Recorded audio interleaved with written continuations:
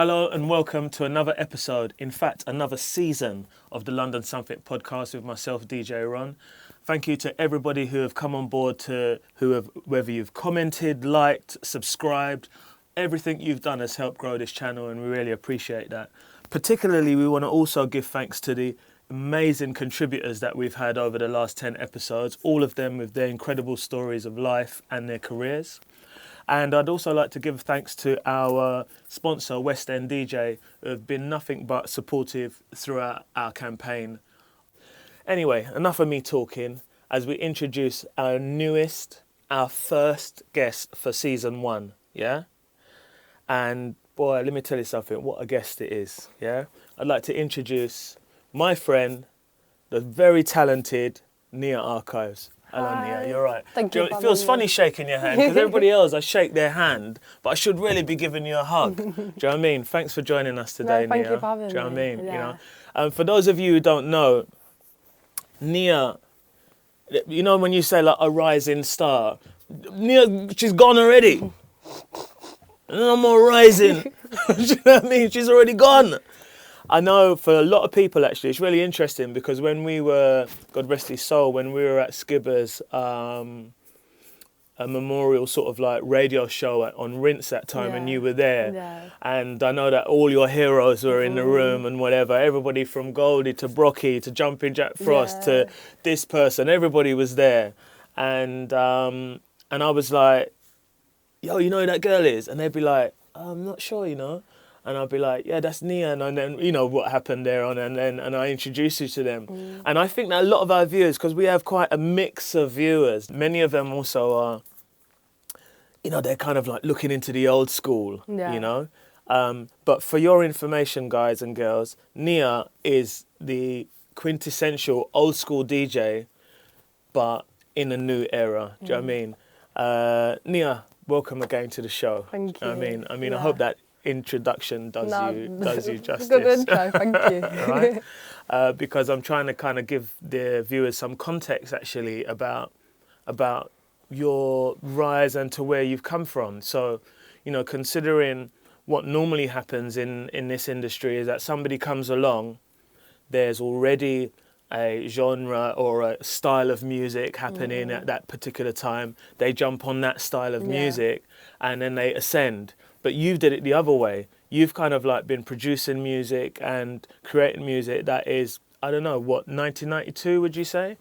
What influence? Yeah. I mean, it's definitely influenced by like 92 to 96 jungle, old school jungle. That's like my favourite era. But obviously I wasn't there, so it can't ever be the same. I'm not using hardware, I'm using like Logic. So it's like definitely got like my twist on it and like my influences because I like all types of music like reggae, I like indie, I like rock, I like obviously jungle. So it's like a melting pot of all this music that I love. But yeah, I have kind of done it backwards and like gone for the producing route first. Yeah, it's interesting because you know, when I first heard of you, I think it was Genius from Rinse FM told me about it first, and then Ennis as well, you know, Ennis, and they were like, yeah, you know, like this girl in the archives and and then I came down to the NTS loft, and I saw that part, and I was like, whoa, is this what's going on out here? Yeah, I really felt with removing all my ego out of the way. Do you know what I mean? I felt like a sort of like. And you made me feel like an elder, do you know what I mean? Because there were like all these young of people of different ethnicities listening to early mid-90s jungle, new mid-90s jungle. Obviously, I never heard any of those records before, most of them. And they were just like this creation of like, you know, it was just reminiscent of when I used to DJ like over 30 years ago, nearly 25, 30 years ago. You know, like how did you get into jungle in that sort of like style rather than picking up on the newer styles? Now, yeah. I mean, my first intro, I'm like half Jamaican. So like I've grown up around like sound system culture. Like my family's very like family parties where it'd be like big sound system, uncle toasting and like always like reggae, lovers rock, rock steady, but then always like jungle. And I never knew it was jungle. My nana loves jungle. But But it wasn't until it was like later in my teens where I like was like, oh, it's actually got a name. I just like knew like the groove and like the distorted bass, you know what I mean?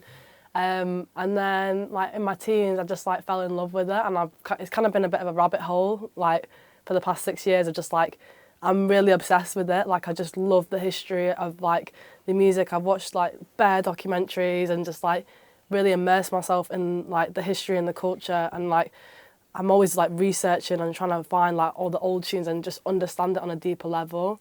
And a lot of the music I make now is definitely a nod and a reference to what has been before, but it's never the same. And like the music that I play has got that sound to it because that's what I like to hear. I make music that I want to hear. It's really selfish, and like I play music that I want to hear as well. It's a really selfish experience, I can't lie. Yeah, and thank God you were so selfish because, yeah, no, seriously, because, you know, it's refreshing to even hear it like that. And the fact that you've gone back retrospectively and gone, you know what, let me have a little listen to all of this. Let me learn about it. Let me watch all the documentaries. It's like, you've probably done more than a lot of people who have been around for ages, Yeah. you know? Tell me a little bit about your sort of like, you know, like your childhood and kind of like, you said that your nana loved jungle and she'd play all of these music. Tell me a little bit more about your childhood. Yeah, I mean, I grew up, I was born in Bradford, and like moved to Leeds when I was a kid as well. Yeah, I had a bit of a mad childhood, I can't lie. Like moved out when I was like 16, moved to Manchester. I think like the move to Manchester for me was like definitely like the first step into my new life of where I am now, and it was like allowed me to like, I don't know, meet new people. I started making music, started like doing like little ciphers, freestyling. That's when I first started singing and stuff. But yeah, I think I definitely think living up north has like shaped me into the person that I am today, 100%. I mean, 16, that would, I mean, I don't want to give your age away, but let's just say like that's like so many years ago. Yeah. Already, I mean, Manchester for decades, for as long as I can remember, has had like a strong music scene anyway. So I can imagine for you leaving home such an early age and then being dropped like into this sort of like melting pot of different types of music and people and cultures outside of Bradford was a bit of an eye-opener for you. Definitely. And I think it allowed me to just like meet different types of people, because like I think it's so important to like be able to speak to anybody regardless of where you're from, how old you are. Like I feel like now I'm the kind of person I can just speak to anybody, and it's not like I'm not looking at the exterior, I'm more just on the vibe thing, like what's your vibe saying, do you know what I mean? So I think that moving around a lot is like given me that gift in a way. Yeah, no, and I feel the same way, and I know a lot of people have spoken about how music has done that for them, and how were they to have stayed within their original sort of like area or circumstance and whatever, their mind wouldn't have been as broad as it is or as it became. I mean, it's interesting. I'm sat here listening to you and speaking with you, and you know, normally like on the podcast we speak a lot about you know, like the challenges people face when they were younger and whatever, but I'm speaking to men or women who are like, you know, in their 40s or 50s. I think that what would be really interesting in this example, however, is just about your journey as a creative, you know, because it's like you're only 22 years old. You know, you're 22 years old. You won Best Producer at the NIA Awards. Not even this year. Yeah. You know, you won Best Producer. Congratulations for that. Thank you. You know, and for me, it made me feel like, you know something, this is like really, really good for our music because it's another young person who is, you know, broadening the knowledge for other young people out there about a music form that is not just speaking about drum and bass or not just speaking about jungle and just speaking about it, but actually trying to emulate like what people have done in the past. Yeah, and like I never act like this is new and what I'm doing is new. I'm just pushing it forward, and like I think so many, I mean, you've probably seen it in the past year, jungle's kind of like exploded, and it's definitely having a moment, but I think I'm really conscious that people know about the history of the music and that it is like music of black origin. even though it might not look like that in today's current setting with the way that raves look. I think, not to gas myself, but I think I'm really important in this like history when we look back, in a sense of like I'm a young black woman, like you know what I mean, and I'm trying to represent for other young black women to show that you can be a woman and you can produce and you can DJ, and like, you know, there's not many people that look like me in this scene doing what I'm doing, so I'm hoping that by me doing it, it's like gonna change stuff. That's like my goal, really. Yeah, I mean, and that's really essentially what I'm also saying with regards to this conversation we're having. It's like about that journey as a young black woman, and your journey Yeah. from where you started at home with whatever challenges you faced, that you decided, you know what, at 16 you wanted to move on. I mean, you won't be the first, certainly won't be the last person to have moved out at 16 years old, and then gone on to then grow into this sort of like phenomenon, really. You know, so tell me about it. What's your, without getting into your early childhood, tell me about your journey through that Manchester, then through to, because I'll be brutally honest, I haven't paid attention to any of the interviews, any of the other things that you've done, and so we want the inside scoop at London Something. We don't want the press release version. We want the inside scoop here, Nia. Yeah. All right? So let's go for it.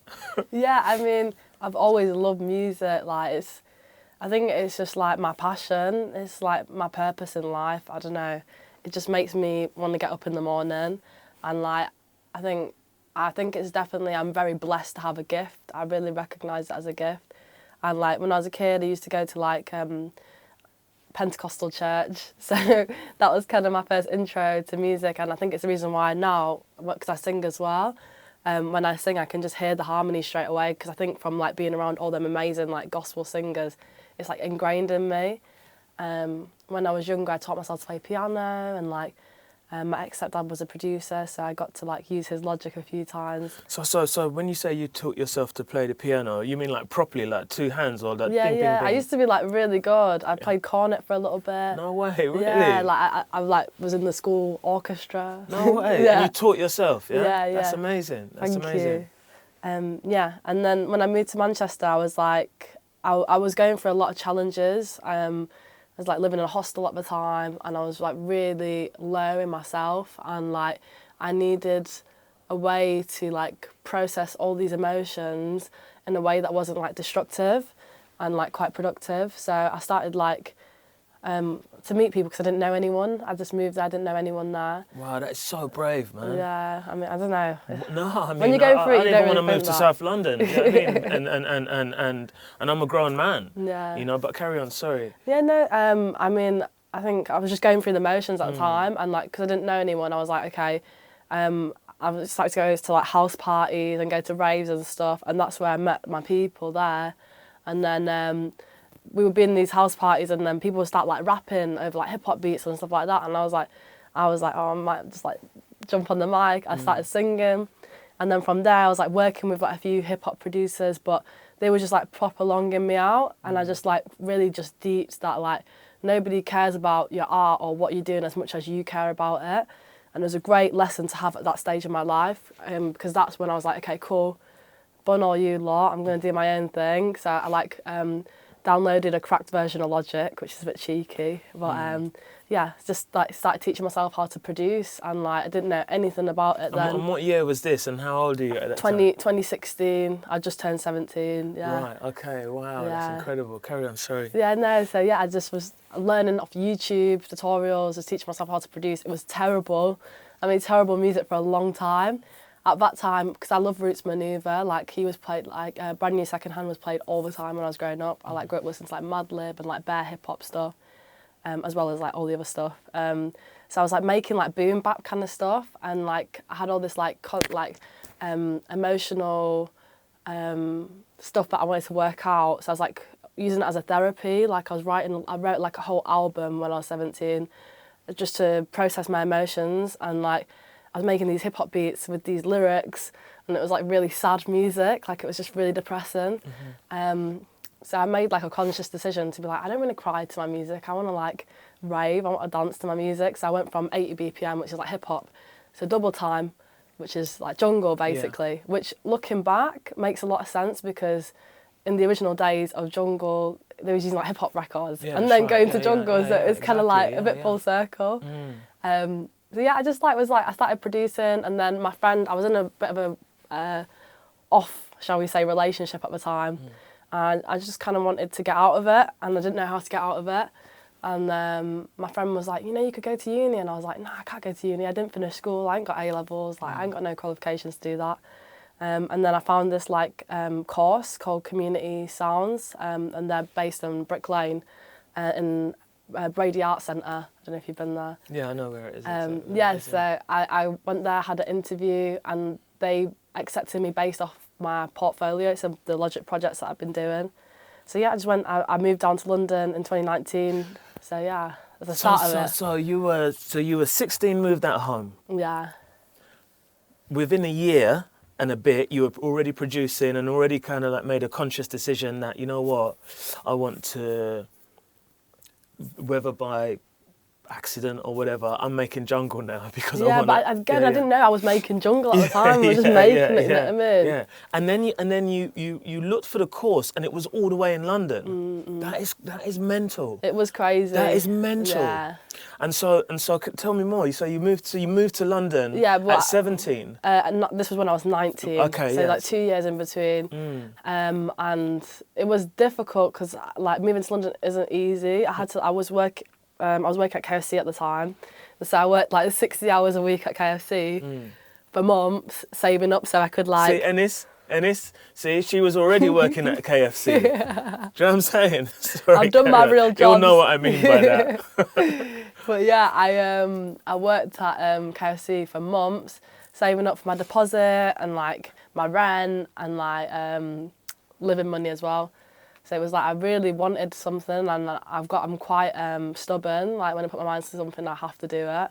So I just grafted, and then moved down September 2019, right before the pandemic. I was like, cool, big city, small bedroom, doesn't matter, I'm not going to be in it.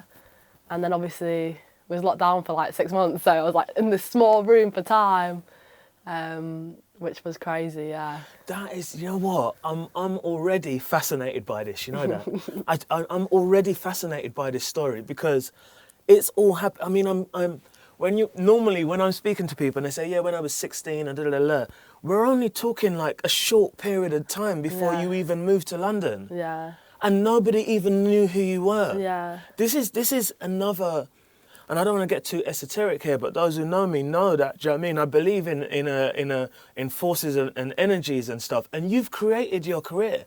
You've like hands down created this from like just like those different, crucial and brave decisions that most people won't make.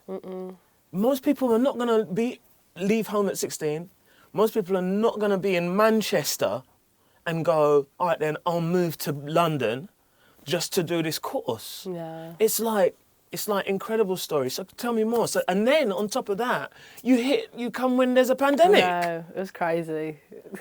Hit me with more. This is fascinating. Yeah, I do think everything I've been through, like I have had a really tough upbringing, and like obviously living on my own, navigating adulthood, you know, being young but also having to be a lot older mentally because I'm like got responsibilities, got to look after myself, got to pay my rent. Like I've lived on my own 6 years now. Like a lot of people have that kind of familial support and stuff, and I've had to just do it myself, which I'm not complaining about.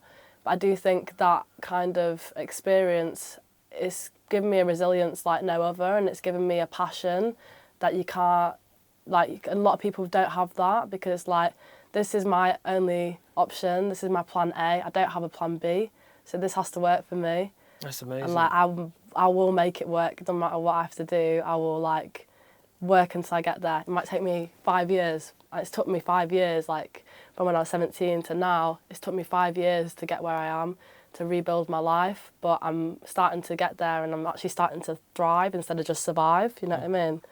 So yeah, I moved to London, and that's when I could start to like instead of surviving and having to do all this stuff, I was like, I can actually just be a normal young person and go to uni, and like I had like a pressure taken off me because I had my student loans. Like I can just go to uni and just like kind of be normal and make beats all day instead of like worrying about stuff, which was really nice. And then obviously the pandemic happened,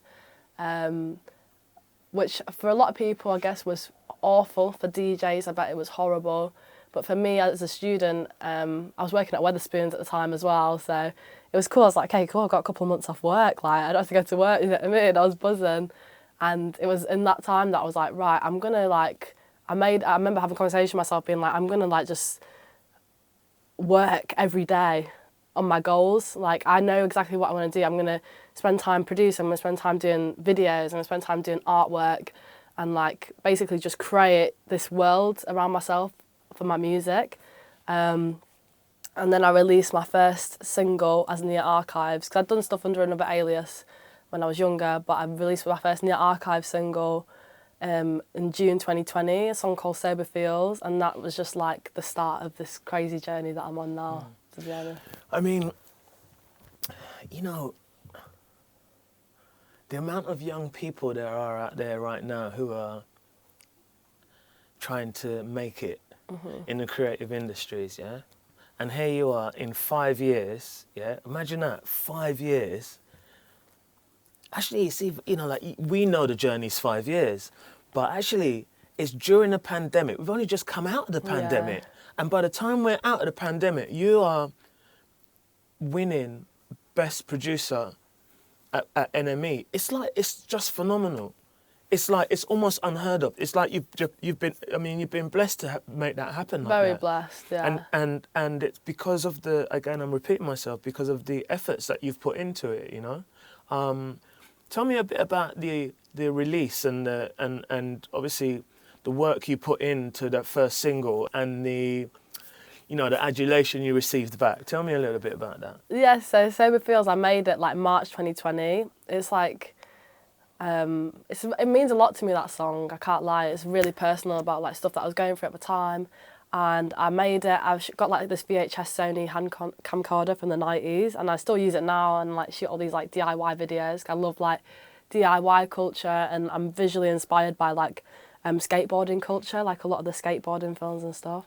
So yeah, I just like shot this video in my room because it was in lockdown, like on my poster on the wall, and my big Jamaican flag on the wall, and like made this little video. I made the artwork myself. It's kind of rubbish, I can't lie. It's a bit dead, but it was DIY, you know what I mean? It's my first time doing something like that. And I'm going to be real with you, Ron, I did send out Sober Feels to every single like big drum and bass and like jungle label, and no one replied to me. See what I'm saying? Yeah. You see what I'm saying? You see what she just said? Huh? You lot, you missed out. You did, because she didn't send it to me. If she sent that to me, that'd be my artist sat down in the chair right now. Anyway, we'll come back to that. Go for it. Yeah, I sent it to I'm not going to say no names, but I sent it to everybody. And it's funny how the tables have turned. But at the time, I was like, okay, cool. You lot are not inviting me to your table. You're not giving me a seat at your table. So I'm going to make my own table and bring my own chairs, everything. I'm just going to do it myself. You were supposed to do that. Yeah, I think... Yeah, you were supposed to do that. You were supposed, because you were about to give up on your... you thought that was the route to take. I needed their approval. Yeah, you thought you needed the approval. You thought that, you know, they're going to take me to the next level. But don't let me stop you. Carry on. Yes, I think like it was definitely. I'm happy it didn't happen like that. And like I was like, okay, cool. None of these labels are getting back to me. So I was like, went on DistroKid, and I basically, which is an online distributor, I just uploaded the song on DistroKid.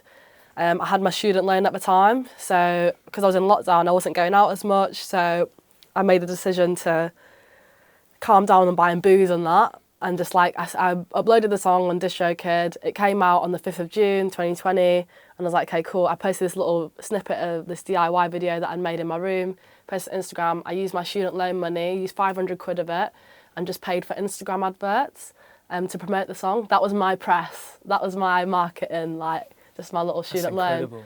And then it took a bit of time, it took like a month, but people started like seeing it, like it got a lot of attention. I had like Sony ringing me, all these big labels ringing me after this one song. What an amazing story. Do you know what I mean? You know what I really like about that? You know what I really like it so far about this story? Yeah. Particularly that you're making jungle as well. You're doing what was the culture of jungle, but in the modern day, because it was all self-sufficient. Nobody knew what they were doing. They were all learning. I'm repeating what somebody else had said before, but we were all learning on the job. Yeah. And here you are. Winging it. Yeah. But in the 21st century. Yeah, I love this story. Carry on. Thank you. So I put this tune out and people just started like loving it basically. And then a month later I released this other tune, which isn't a jungle tune, but it was just like, I was just experimenting with my production at the time. It was like a grime house tune basically, and I uploaded that, and that got in New Music Friday on Spotify, which is crazy. As like It got what on Spotify? New Music Friday, which is like, as an artist, it's great to get in there, which I was really grateful for. And was that the same system that you used? Yeah. Same technique? Same it was technique, like, yeah. That one worked, I'm going to spend 500 quid, Yeah. this, that and the other, and then it got to that one. Yeah. This is incredible. Fire So away. after that- I'm going to maybe use that technique. Do you I mean, it works. know what I mean? I might use that. Sorry. Yeah, I did like another DIY video and just like uploaded it. And then after that, I like met my lawyer, I met my manager for the first time. And I was like, okay, cool. I've kind of done what I needed to do. Like, I've introduced myself in a way to the music scene. I'm just going to spend this summer like making music. So that was summer 2020? Yeah. Yeah. So I was still working at Wetherspoons at the time. I literally was working at Wetherspoons till July last year. So let's get this straight. And I was a student as well at the time. Wow, this is incredible. So this progression happened within the pandemic, at the beginning of a pandemic, within the space of like 5 months. Yeah. Carry on. This It's is crazy. incredible. I do like, I was literally saying to my manager the other day, like I literally was working at Wetherspoons this time last year, and now I'm like, I get to DJ as a job, which is amazing. I'm really grateful to be able to do that.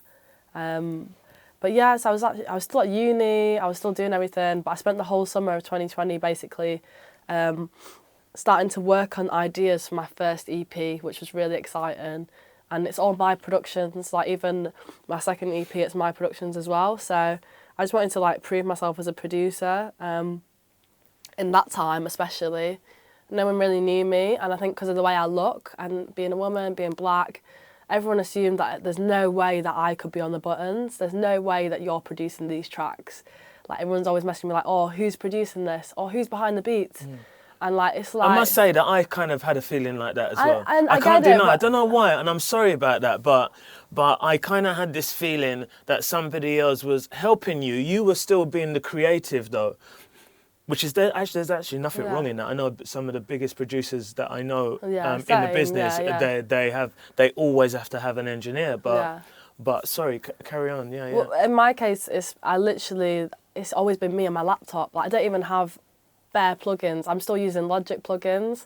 But I think like the limitations are good because as a creative, you're supposed to be a problem solver. And like I love like Ronnie Size and all them lot and Lemon D and them lot. And these lot didn't have thousands of plugins. You know what I mean? Like they had limitations and they made amazing music. Yeah, and again another example of where I'm saying that the fact that what you're making, or certainly what you're focusing on, is like this, like mid-90s sounding music, jungle music. It doesn't have to be perfect. Yeah. Well, not even so much that, but more the fact of the ethos of how you're doing it all is the same ethos from back then, which is like, I've only got this. So I'm gonna make do. I'm gonna have to make do with it. Yeah. And we made do with it, and now like people are traveling the globe because of the making do back in the day, and here you are in the future making do again. Yeah. It's like it's so refreshing to hear this, you know. Thank you. It's so refreshing to hear this because and I think for anybody else who's watching or listening to this podcast as well, particularly young people who are out there who seem to think that they need the latest of this or I can't be a producer because I haven't got a studio. Or I mean, I could imagine a lot of the times you were doing it in your headphones. I'm still doing it in my headphones. I still don't have a studio. Yeah. I'm just like, so it's a fascinating story of sort of like, unlike our normal stories of triumph over adversity. This is still a story of triumph over adversity. Sorry, carry on. Yeah, so I guess I released my first EP in April 2021, so last April. And that kind of started off the journey for me. Like every single video I did, even this last project, I've done the treatment for it myself. I've been really involved in like helping direct it. Because at the end of the day, it's my music, and when I listen to music, it's a selfish experience. I make music that I want to hear. Like I listen to music that makes me feel a certain type of way. It's a feeling, I can't describe it. So like I make tunes that make me feel a certain way, and when I feel that way, I get like visuals in my head, and I like see things in my head.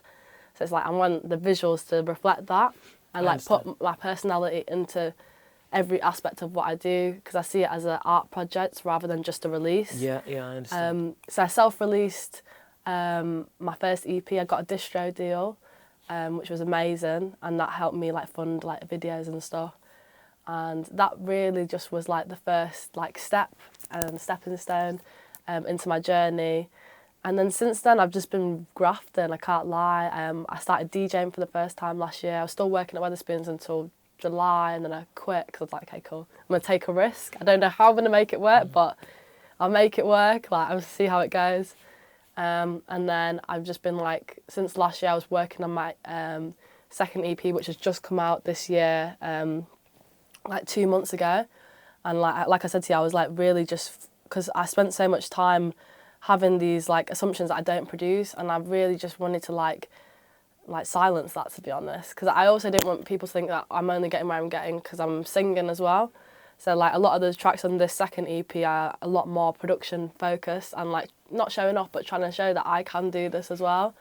Like the first track on the EP is a song called Ode to Maya Angelou, because I love Maya Angelou, I'm really inspired by her, and it samples Still I Rise, which is one of my favourite poems, and it's literally got me saying 2 words in the song in terms of vocals, but it's mainly just production, because I wanted to show that I can do this. And I spent the whole of like last year just like starting to DJ for the first time, and just like working on my craft, and just being consistent with my social content. Like I've got VHS videos that I do like every week, and just posting constantly, engaging with my listeners, and like meeting people and connecting, and finding my people in London. I joined a collective called Brighter Days, where we all like just make like music that's like audio sunshine. It's just all good fun, you know what I mean? Like no pressure.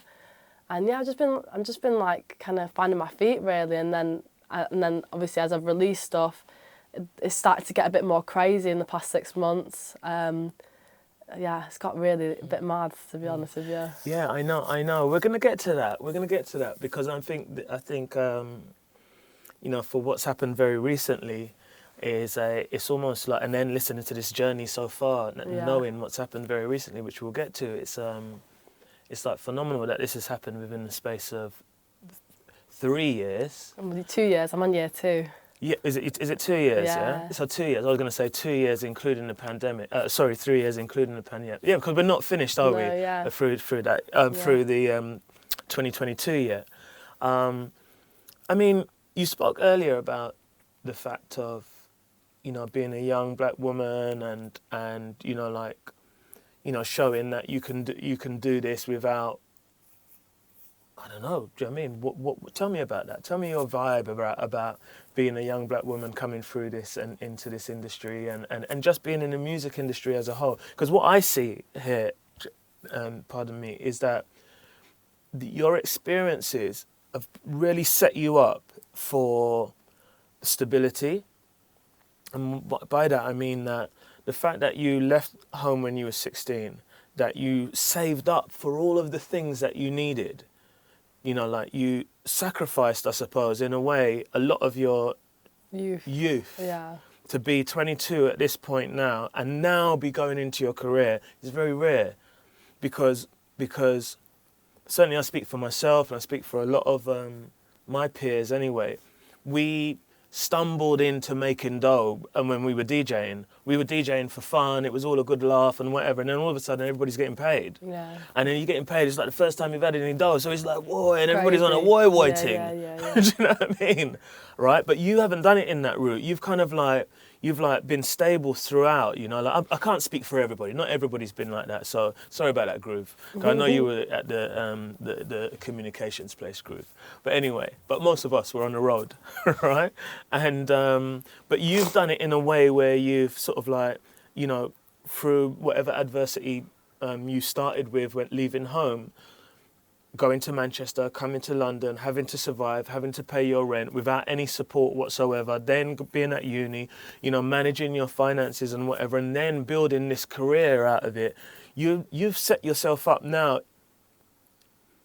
mentally, I think, as somebody who's kind of like, you're not going to be able to pull the carpet from underneath you so easy. No. With like the glitz and lights and stuff like that. So tell me, explain to me like how you feel about that and how that will help motivate other people like yourself. You know what I mean? Black women, young, who might want to get into some sort of like career, of a creative career of some sort. I think definitely, like, I'm not going into this thinking about all the glitz and glamour. I'm not really interested in that. Like, I'm interested in my future, and like, also the music that I make is like, I'm not making music for the moment. I'm making music that I hope will look back on and be a part of history. Like, a lot of my favourite artists made like timeless music, you know what I mean? And it's aged amazingly. I don't want to make a tune where 3 years' time nobody's listened to that anymore because it was just a moment.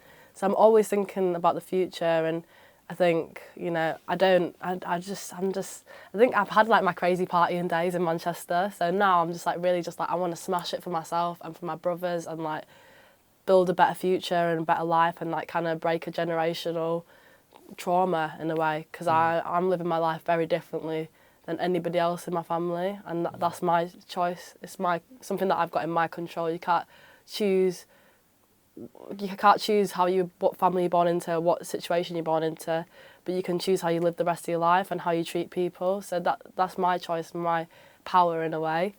But I do think, you know, being a black woman, there's so many challenges for us, especially I'm black and I'm a woman, so I've got to deal with racism and I've got to deal with sexism, and that's really difficult in the music industry. That's especially a scene like jungle and drum and bass that is so male dominated, and especially now it's become very like whitewashed and gentrified.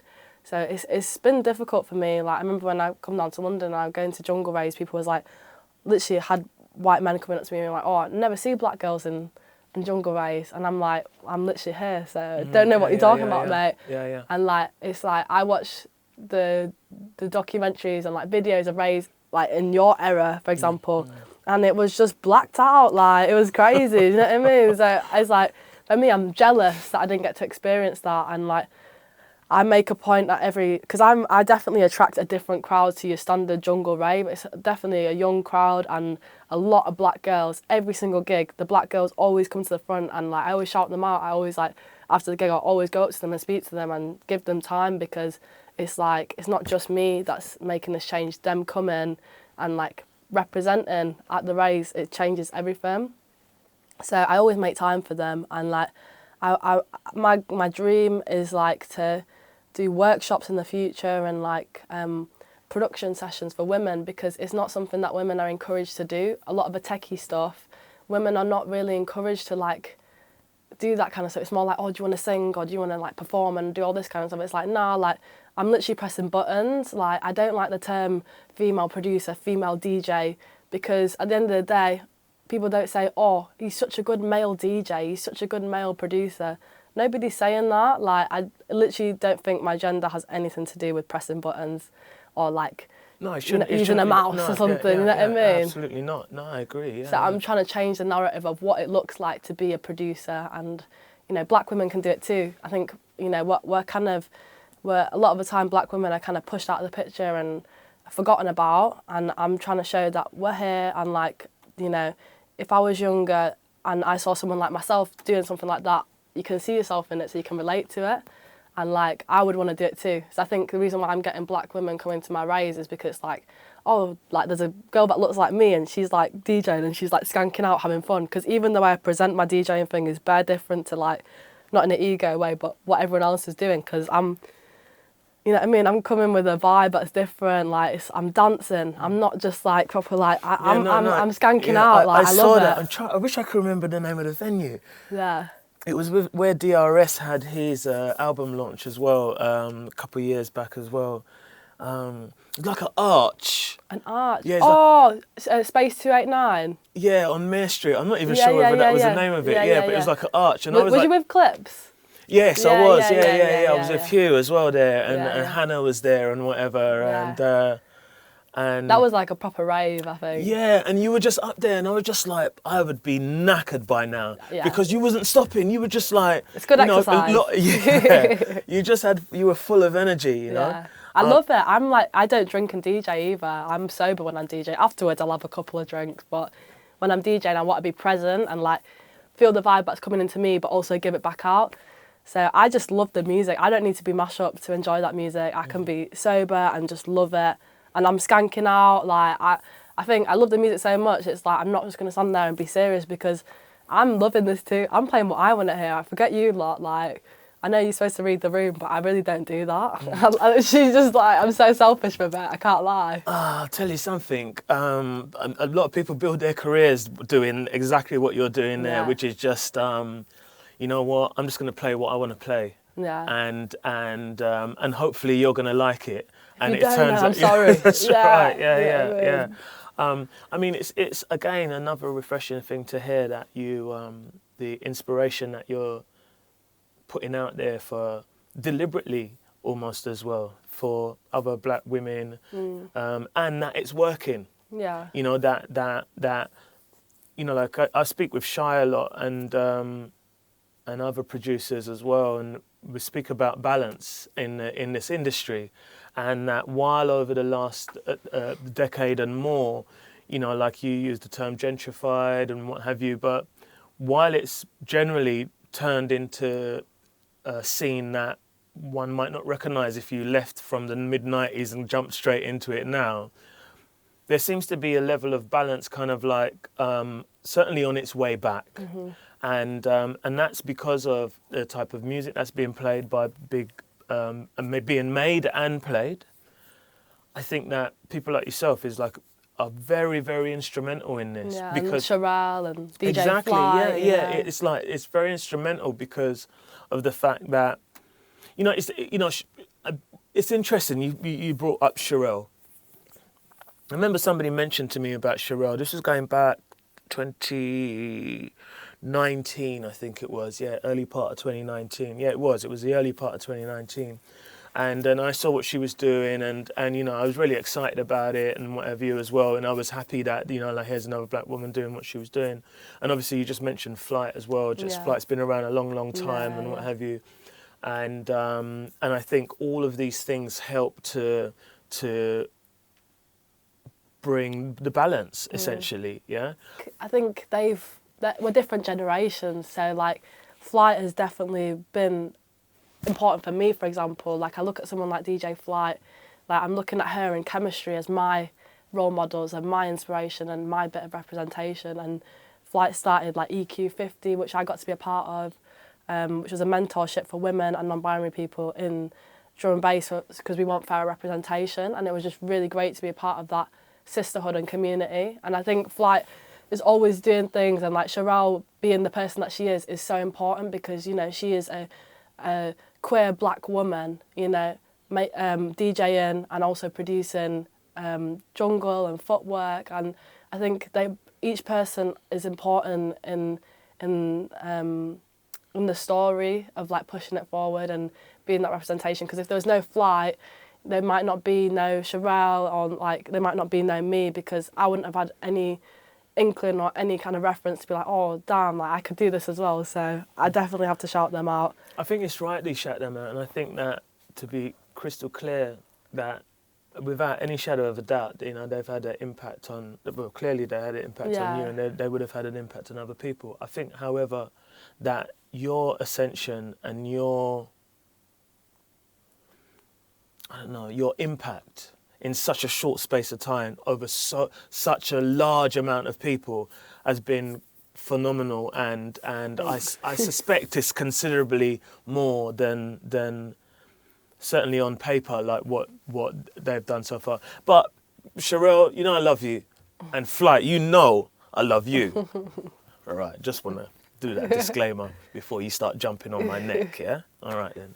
Okay, so I want to go back a little bit because a couple of times you mentioned your brothers. Tell me about your brothers. Yeah, I'm the oldest. I got 2 little brothers who are like my loves. Like my brothers are like the love of my life, and like, yeah, I love them. How old are they? So one of them's 20, and then the other one's 14. So. I thought you were going to say like they were 7 and 8. No, yeah, my brother Jay, he's like 20, and then my other brother Zach, he's like 14.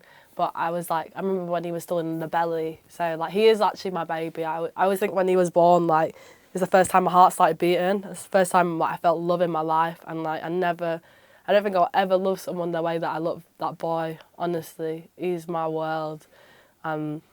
Yeah, and like I can't lie, like it's great getting feedback from people, but the only person I care about what I think about my music is myself and Zach. I'll be real. That's it. Like, he's my biggest critic. If you don't like something, then it's not good. Like, but like I can have hundreds of people say to me, "Oh, I love what you're doing, love what you're doing," but my brother says to me, "I love that tune, sis. That's sick. Like, I really like that." Then that's it for me. Like, honestly. Do you see them? Do they have a? I mean, obviously you got the youngest and the elder one out of the 2. Are they interested in any sort of like creative, like sort of like adventures or? I don't know. Like I don't know. I think they're both quite still working out what they want to do. Like my brother Jay, he's doing security, which is really great for him. I'm really proud of him. And Zach's still in school.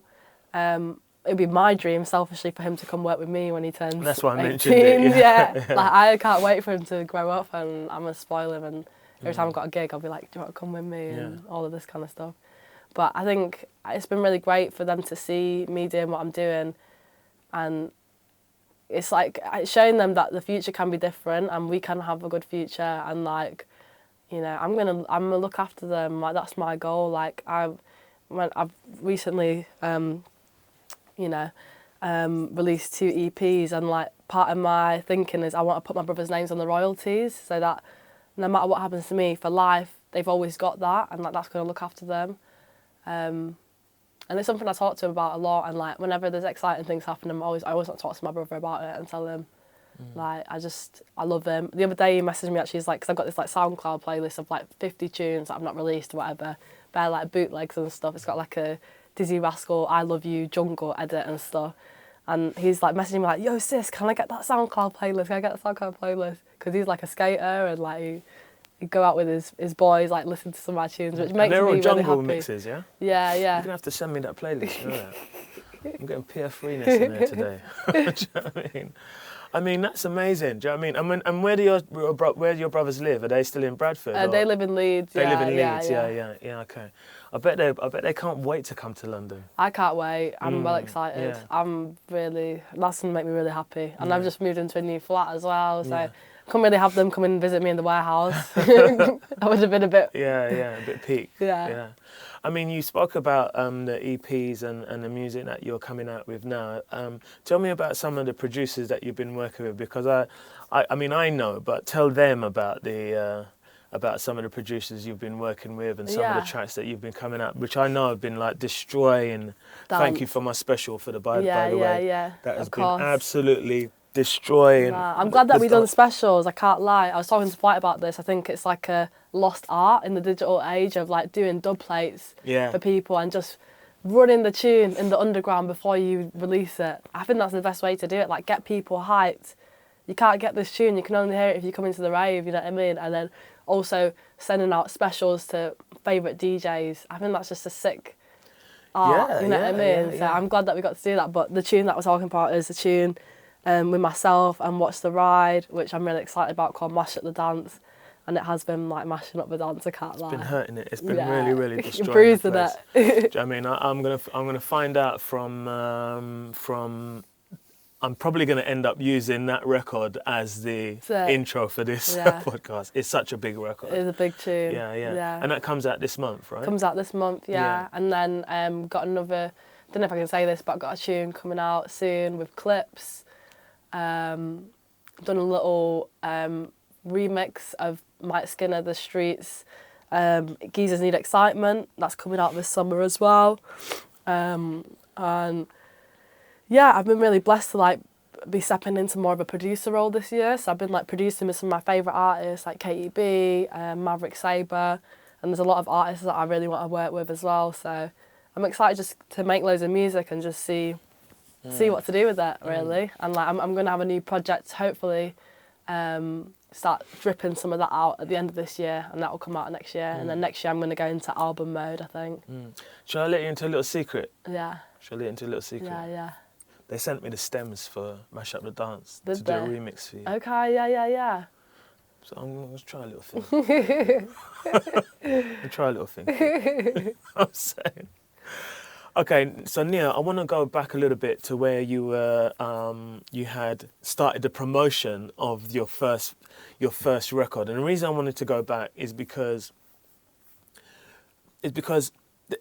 it's such a common sense way of doing things in the modern era.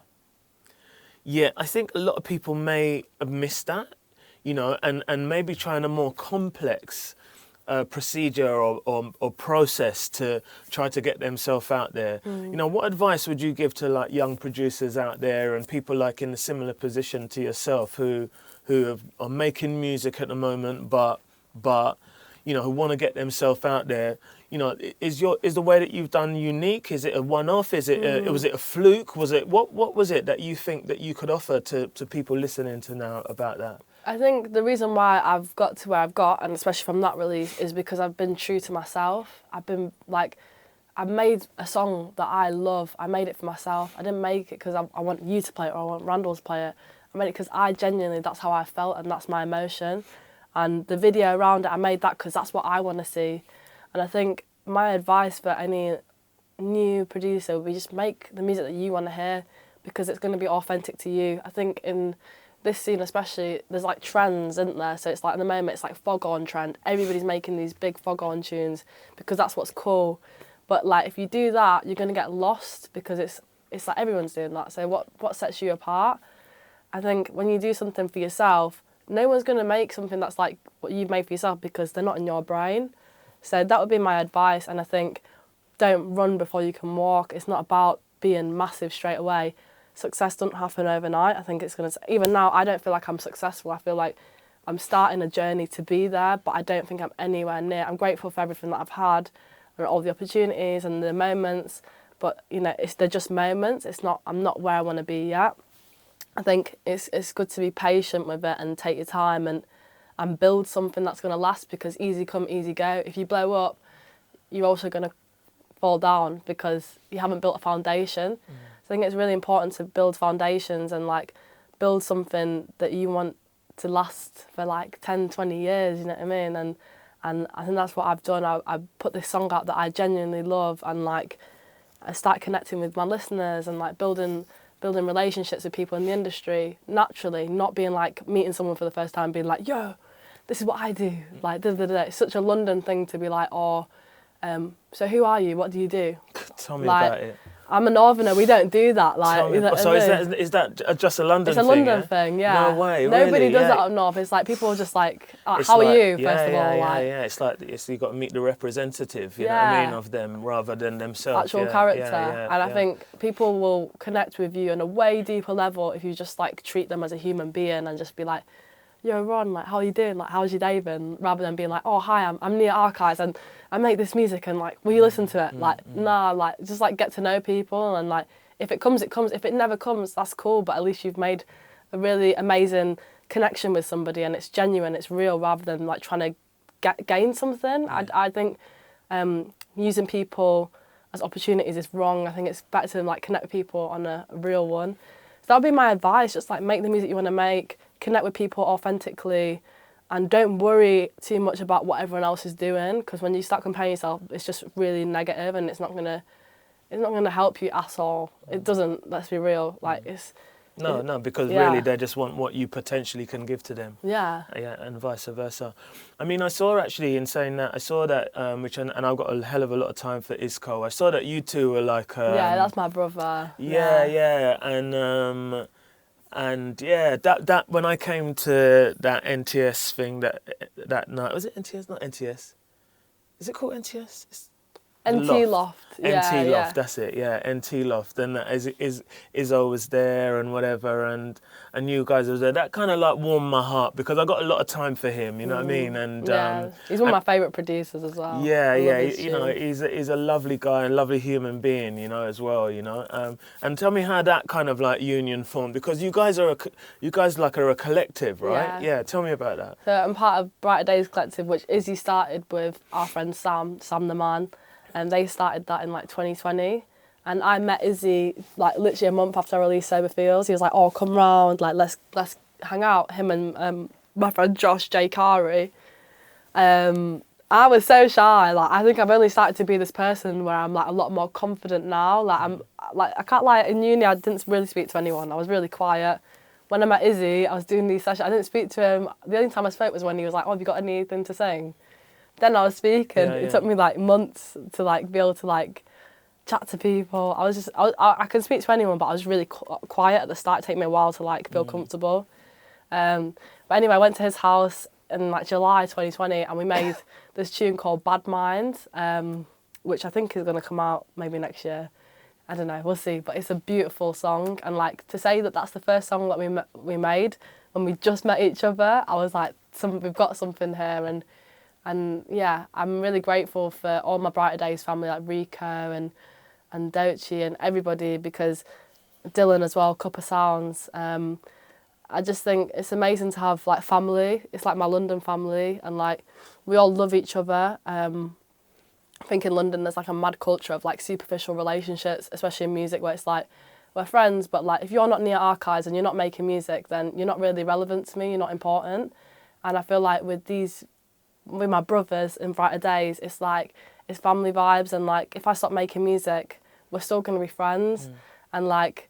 We hang out. Rico come to my new gaff recently, and we was just like having a Nando's and watching EastEnders. Like it's not all just music. Like we do stuff as well, and we hang out, and it's like it's good to have that. And I think it's good to have those real relationships. No, you know? it certainly is. I mean, it's interesting because when I'm putting two and two together, and when I saw, which I thought was a bit of promo, but probably was a promo for your first release, and I saw Isco in it, and it was in the sort of like high 8 video and whatever. And even then, I kind of got from that video that it's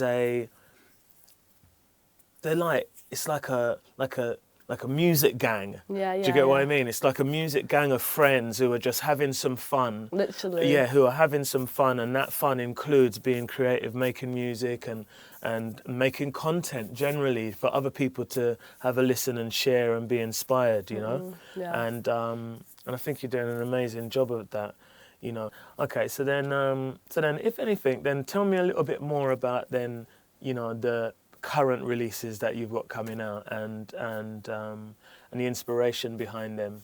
Yeah, so obviously Watch the Ride, Mash Up the Dance, Tune with Clips, the Streets remix I'm really excited about. But I'm really excited about my next project as well, because I'm kind of doing like, it's like tunes that I made from 2019 to present, and I've like been reworking them, and like I really wanted to make a heritage project that's like inspired by some of my favourite tunes. So like a Brazilian samba jungle tune inspired by Samba Sim or like DJ Marky, do you know what I mean?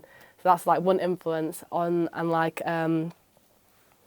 yeah, like I want to make a disco jungle tune or like an indie jungle tune, like all these different inspirations on a project, and kind of focus more on production as well. I had the idea the other day, I don't know if I'm going to call it this, but I had the idea to call it like the soundtrack EP, because it's like all these different tunes that I've made so far, even though they're not finished, it's just like the demos. It's like soundtrack of my life, like it's like different moods. Like there's a tune for like 5 o'clock in the morning when I've been out clubbing, and like I'm like walking home and it's like light outside, and like my head's, I've named it Sunrise Bang Your Head Against the Wall. It's like, you know, when you come back from the club and your ears are ringing and it's light and people are going to work and you've not even been to sleep yet, and you're just like it's like a mood, and like it's like the soundtrack. I want this EP to be the soundtrack of these experiences and moments that I'm living. The video would be sick. Yeah, I would love to make, like, I'm excited to get into all the creative stuff. And I want to make an album next year, which I'm really excited about. I already know exactly like what I'm going to make. Like, I'm going to make like a live jungle project inspired by Represent, Ronnie Size era, because I love Ronnie. We actually done a little tune together as well. So yeah, I want to make a live jungle project and work with someone like Inflow, because I'm a massive fan of his productions, and kind of make it more like telling the story of my life, because I can't really express that with words so much, but in music I can get it all out. So I'm excited to get into that chapter, definitely. How would you do that? How do you, when you say tell the story via music, do you mean literally verbally or? I guess, yeah, I mean, that's what I've been doing in all my music, but it's not so literal. It's more, I express myself in hidden messages, because I don't feel the need to be like, this happened, this happened, this happened. But if you actually listen to my music, you'll hear the story, but like a lot of people will listen to it and think, oh, it's just like a party tune. Song like Sober Feels. I don't like how Sober feels. Oh, it's just like, oh, she's just partying. But when you actually deep it, it's actually quite a deep song. And like, all my songs are kind of deep, to be honest. It's all really emotional music. Right. And like, yeah, I've got a lot that I want to say. I've had like a really mad life, and it's been a blessing and a curse, but it's given me something to talk about, and it's something real, and it's actually got depth. So, I'm looking forward to like getting it out, and I'm moving on to the next stage of my life, and be able to like close that chapter kind of thing. Nia, you know, I know we spoke a bit earlier and we said about the inspiration that you've had for other people and stuff like that, in terms of like, you know, being a young black woman who've come through and what have you. But I wanted to just ask you specifically, not so much about the production, but with regards to like the singing and the content, as you've just now said, that the content of your singing is actually, if you listen deeper, it's there, you know, like, do you think that your productions and whatever, even though you've already expressed like that, most of it you kind of like, where it's come from and whatever has been like from perhaps a place of like, sometimes a place of trauma, the lyrics and stuff. Do you think that the music and the combined vocals are important that they're together, or do you think that you can go on to, let's say for example, somebody gave you a piece of music to just be somebody who could sing on top of somebody else's music, could you separate the two? I could, but I don't want to. You don't want to? I think I definitely could, but like, it's just something in me makes me want to produce as well. I really love producing. I enjoy singing, but I love producing way more, and I never want to be seen as a singer. Not that it's a bad thing to be a singer, but I am a producer and I want to be that, and I use my voice as an instrument on the tracks. It's just another, like, it's like having a piano on there. Like, I have done some, like, me and my friend Izzy and Josh, we have done some reggae stuff, but I don't really see myself just jumping on everything and everything. I'm really selective about vocal features, because I don't want to, like, dilute what I'm doing. I do want to just smash it with the production, I'll be honest with you. That's interesting, that is, because and again, it's like so rare, you know, like somebody, they'd more kind of like be down the route of being, they want to be a singer, you know, or they want to be in the spotlight for that purpose, that they're the ones in the spotlight, whereas the producer often is the person in the background, you know. And so to hear that and to know that, you know, like, again, it's kind of like testament to your character and you know, like how you've kind of like grown into this person at 22 years old. It's just like, it's really incredible. I mean, we're kind of come to the end of the conversation now, but I just wanted to see whether you wanted to share some sort of like insight for people who are out there kind of listening to this, which I hope that there's going to be all different types of people, all different ages and what have you listening, but I'm more kind of like leaning towards people who are young and kind of inspired in that way, or are on their way, you know, and anything that you can share to kind of, I mean, you've already kind of like given us a bit of that, but I want you to have the last words on that. Okay, I don't know what to say, sorry. You don't say, okay, well then that's fair. Do you know what I mean? That's fair. Well then, what about this then? What about if you were to end on what your aspirations are in the short term, mid and long term? My aspirations. Like, I've got a lot of goals, but I think my like 5-year plan, I definitely want to buy a house in Jamaica and like live there half the year, and then live here the rest of the year, because it's just like, it's a life that I've always wanted to like experience. I want to like set up my brother's future and secure that for them. I just want to be happy. Like, I want to like keep working on brighter days with my friend Izzy and all them lot. Be happy. I think my happiness is the most important thing. Like, I feel like success is great, but like if you're not happy, then you're not going to enjoy it. So I just definitely like want to like put things in place in my life that will make sure I have like happiness long term. So yeah, I would say that's like my goal. I think that's a good way to round up. Nia, thanks for joining us. Thank you for having me. All right, yeah, it's been amazing. It's like such an interesting story about the in such a short period of time. You know what I mean? I'm like really blown away by that. Congratulations. Thank you. And at this point, we normally hug it out. Okay. All right. Thank you for having me. Yeah, it's a pleasure. Wicked. Okay, great. Yay! It's a wrap. All right.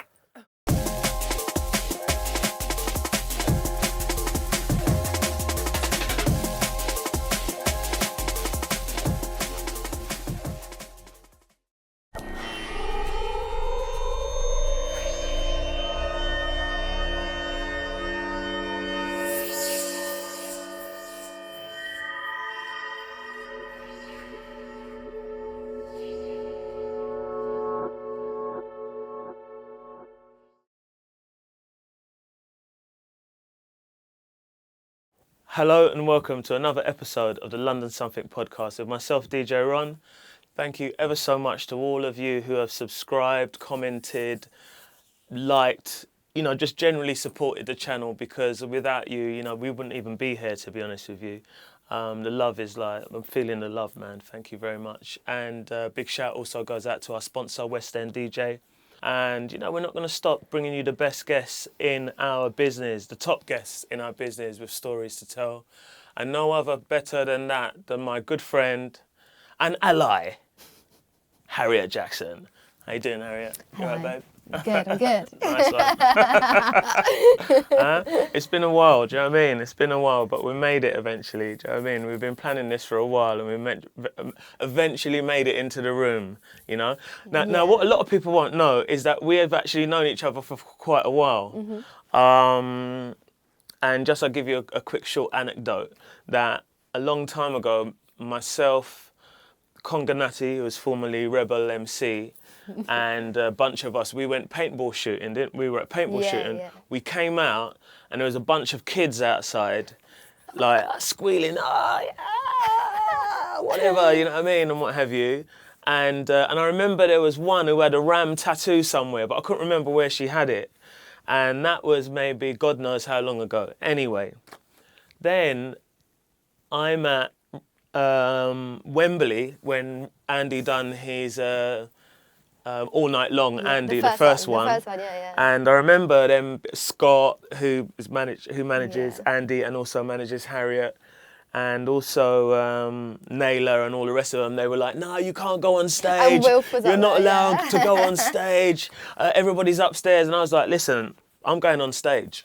Do you know what I mean? And I went on stage, and so there's this young girl standing next to me, and she's sort of like smiling, and I can't deny, I felt a bit awkward. I was like, Did you? I did. I was like, who's this young so girl? drunk as Not well. only did I think that, I also thought it's got to be someone's daughter, because everybody up on the stage, there was like maybe 7 people on the stage. Like normally it's a huge stage, Wembley, and everybody on the stage, out of everybody on the stage, there's this young girl. So I thought it's got to be Andy's Who let her up? Yeah, it's got to be someone's daughter. So she's there, and she goes, and then she goes, do you remember me? And I'm like, no, I don't remember you. Do you know what I mean? No. And then she's like, yeah. And she explained that she was the girl who was at outside the paintballing all those years ago. But like, do you remember what happened at the paintballing? Not exactly, no. See, like, I feel like I might remember this in more detail because, like, you probably. I'm no, but it's a very 100% good story. certain you probably will. Like, so we turned up, and the first person I noticed is Rebel MC because he's got like his hair, right? Yeah. And I'm like, oh my god, like I can't believe like you guys are here. And I didn't know on the face of it who you were. Yeah, I don't think anybody did. No, but what happened was, like, it was my first time paintballing and I absolutely hated it. I hated it. And, like, 3 games in, I was like, do you know what? Like, I can't really hack this anymore. My blood sugar levels were a bit weird. I was like, I'm sitting this one out. And you were sat out as well. I can't remember why. And we were sat in the cage. It was just us. And all the others was playing. And you noticed my tattoo. And I was like, yeah, like, I really, like, love jungle, drum and bass.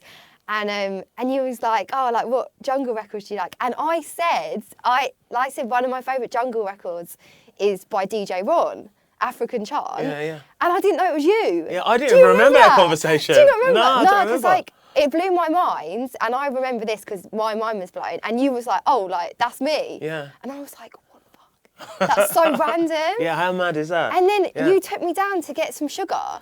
Oh, did I? From the tea stand, because I was having hypo. I can't even remember. And we was, like, I mean, getting I'm into terrible it. like that. I mean, I'm really, really bad like that. I mean, you looked after me, which was really sweet. Yeah, I mean, memory, it just like chooses what it wants to remember for some but reason. I remember our first encounter, I think probably because it obviously meant more to me, because I was like, I went home and said to my dad, I was like, rang my dad up and I was like, Dad, like, I was at paintballing today with DJ Ron. That's mental. Oh, that's sweet. But it's funny that I name dropped you to you, not knowing that you was you. Yeah, that's mental. Yeah, it's crazy. It's quite, it's Which funny is actually how interesting because going back to Wembley, when I was leaving and I saw Scott, as I was going this way, Scott was going this way. And I was like, yeah, thanks everything, Scott. I said, and I said to him, no, that girl Harriet, man, good girl. She sounds like a really sweet girl. And then he went, yeah. He goes, yeah, she's good. Yeah, he goes, yeah. She mentioned you in her bio, and I was like, and I think, to be honest with you, with all of that, from that early point, I was like, you know what, I kind of warmed to you. Do you get what I mean? Like an old uncle might do to a niece. So, but anyway, that was a longer anecdote than I had anticipated, but. But I think it's very relevant. It's absolutely relevant. I think you get why, therefore, do you know what I mean? We're like quite close as friends and whatever. So Harriet, I mean, you know the script for Hair, do you know what I mean? And even though we know you're still kind of like in your ascension, do you know what I mean? Yeah. You know, I'm really curious because, you know, like apparently, you know, you were brought up on loads of different types of music, including jungle. So just talk me through like your earlier sort of memories growing up and your family life and stuff before we get anywhere into your career. So I was born in South East London, Lewisham, brought up in Brockley. Growing up for me was like in Lewisham, like it was very rich culturally. You know, like in my class it was just like all my friends, I was going to the houses, different foods, different music, everything. So I feel, looking back on it, quite lucky that I spent my early years in a very like diverse environment. And I guess outside of my house, like in the local like corner shops, things like that, there was like a lot of music of London at that time, like in cars going past. So I guess I was naturally absorbing it that way. But my dad, he's like always been mad into music. Like he plays multiple different instruments.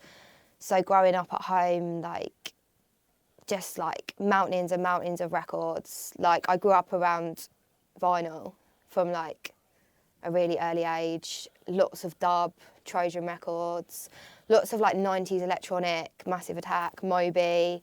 And then he was very into like Britpop as well. So there was like Stone Roses, Blur, like Oasis. So I guess in that sense, yeah, I was like just around like such a wide spectrum of sound growing up. And it was like always on in the house. He always like had a really good like hi-fi in the house, you know, like really good sound system, speakers. How old is your dad now? How old is he? Yeah. So he's 60 now. 60 now. So yeah, that's quite interesting considering, well, I'm nowhere near 60. Bloody close though. But I do know people who are close to 60. So your old man would have been around.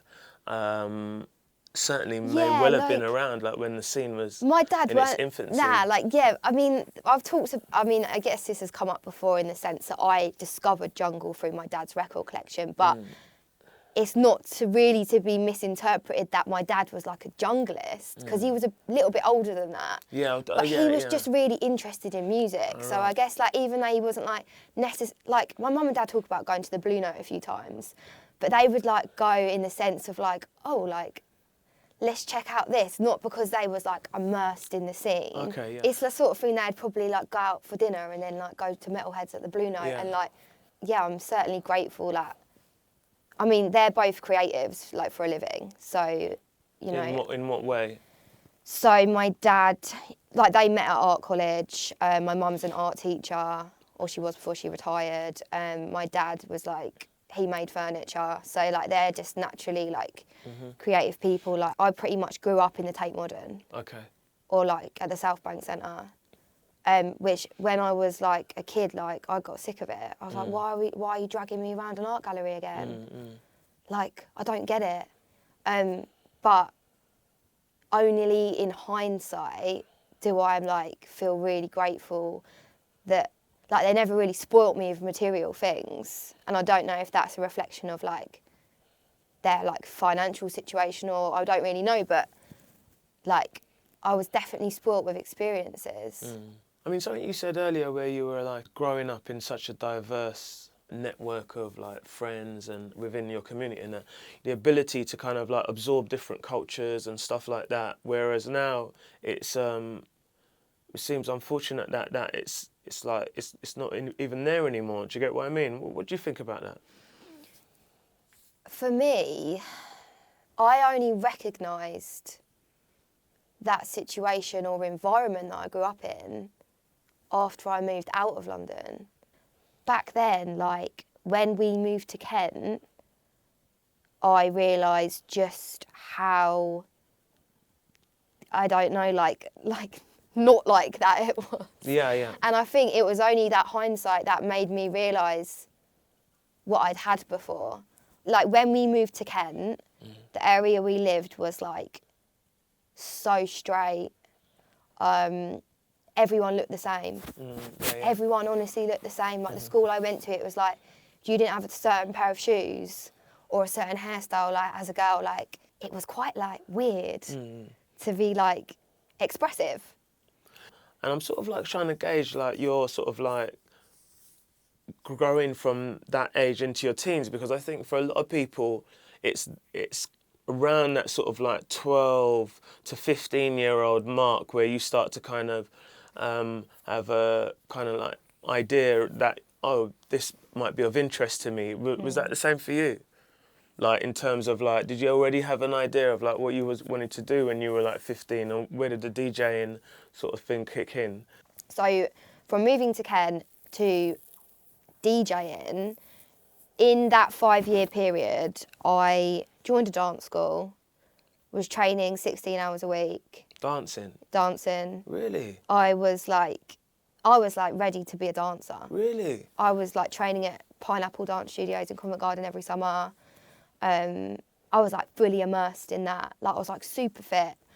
And that I actually think is quite an integral part of how I've ended up where I am, to be honest, because a few of the dance styles that I started off, one of them is called disco freestyle, and it's to like essentially like gabba, right? So it's like this hard 4x4, but like they play it at about like 190 BPM, right? And it's almost like gymnastics. Like I was competing at national competitions. I was touring the country every weekend. My mum was driving me every Sunday to compete, and I like worked my way up to the top level, doing Pineapple in London like every you know, a few times a month. And I mean, that was like what I was gearing up to do, even when I first discovered drum and bass and stuff. That was like always like, yeah, I like this music, but like I'm going to be a dancer. Yeah. And I was ready to like move to London and go to the Brit School. And then I got diagnosed with diabetes. And then I basically decided like not to do that. And so you left there, so that revelation then and that sort of like learning period, do you think that although it gave you the earliest sort of like understanding of like beats and being on time with beats and stuff, did you at that time you didn't really have any sort of like aspirations about music or anything No, like I mean, that? I'd like watch MTV Dance on telly, and then I'd like buy like Ministry of Sound, the annual. So like my interest in like dance music would be like, I guess, like quite commercial sort of house music and stuff. And then when I started getting a little bit older, drinking, going out, a group of people I was quite good friends with, who were all guys, were making drum and bass.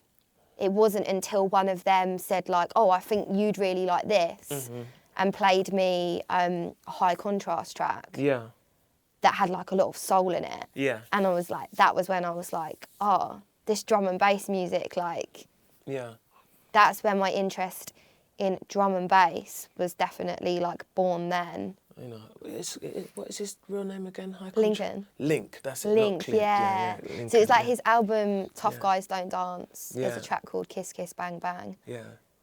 Well, no, so so this is the thing, right? I like separate that from me discovering jungle. Do you understand what I mean? Go on, you explain it. Because, so, totally like missed out, like, so just after we moved to Kent, and I was like getting the bus to school and coming home, letting myself in. I was still quite young, but I'd have like 2 hours in the house on my own till everyone else got home.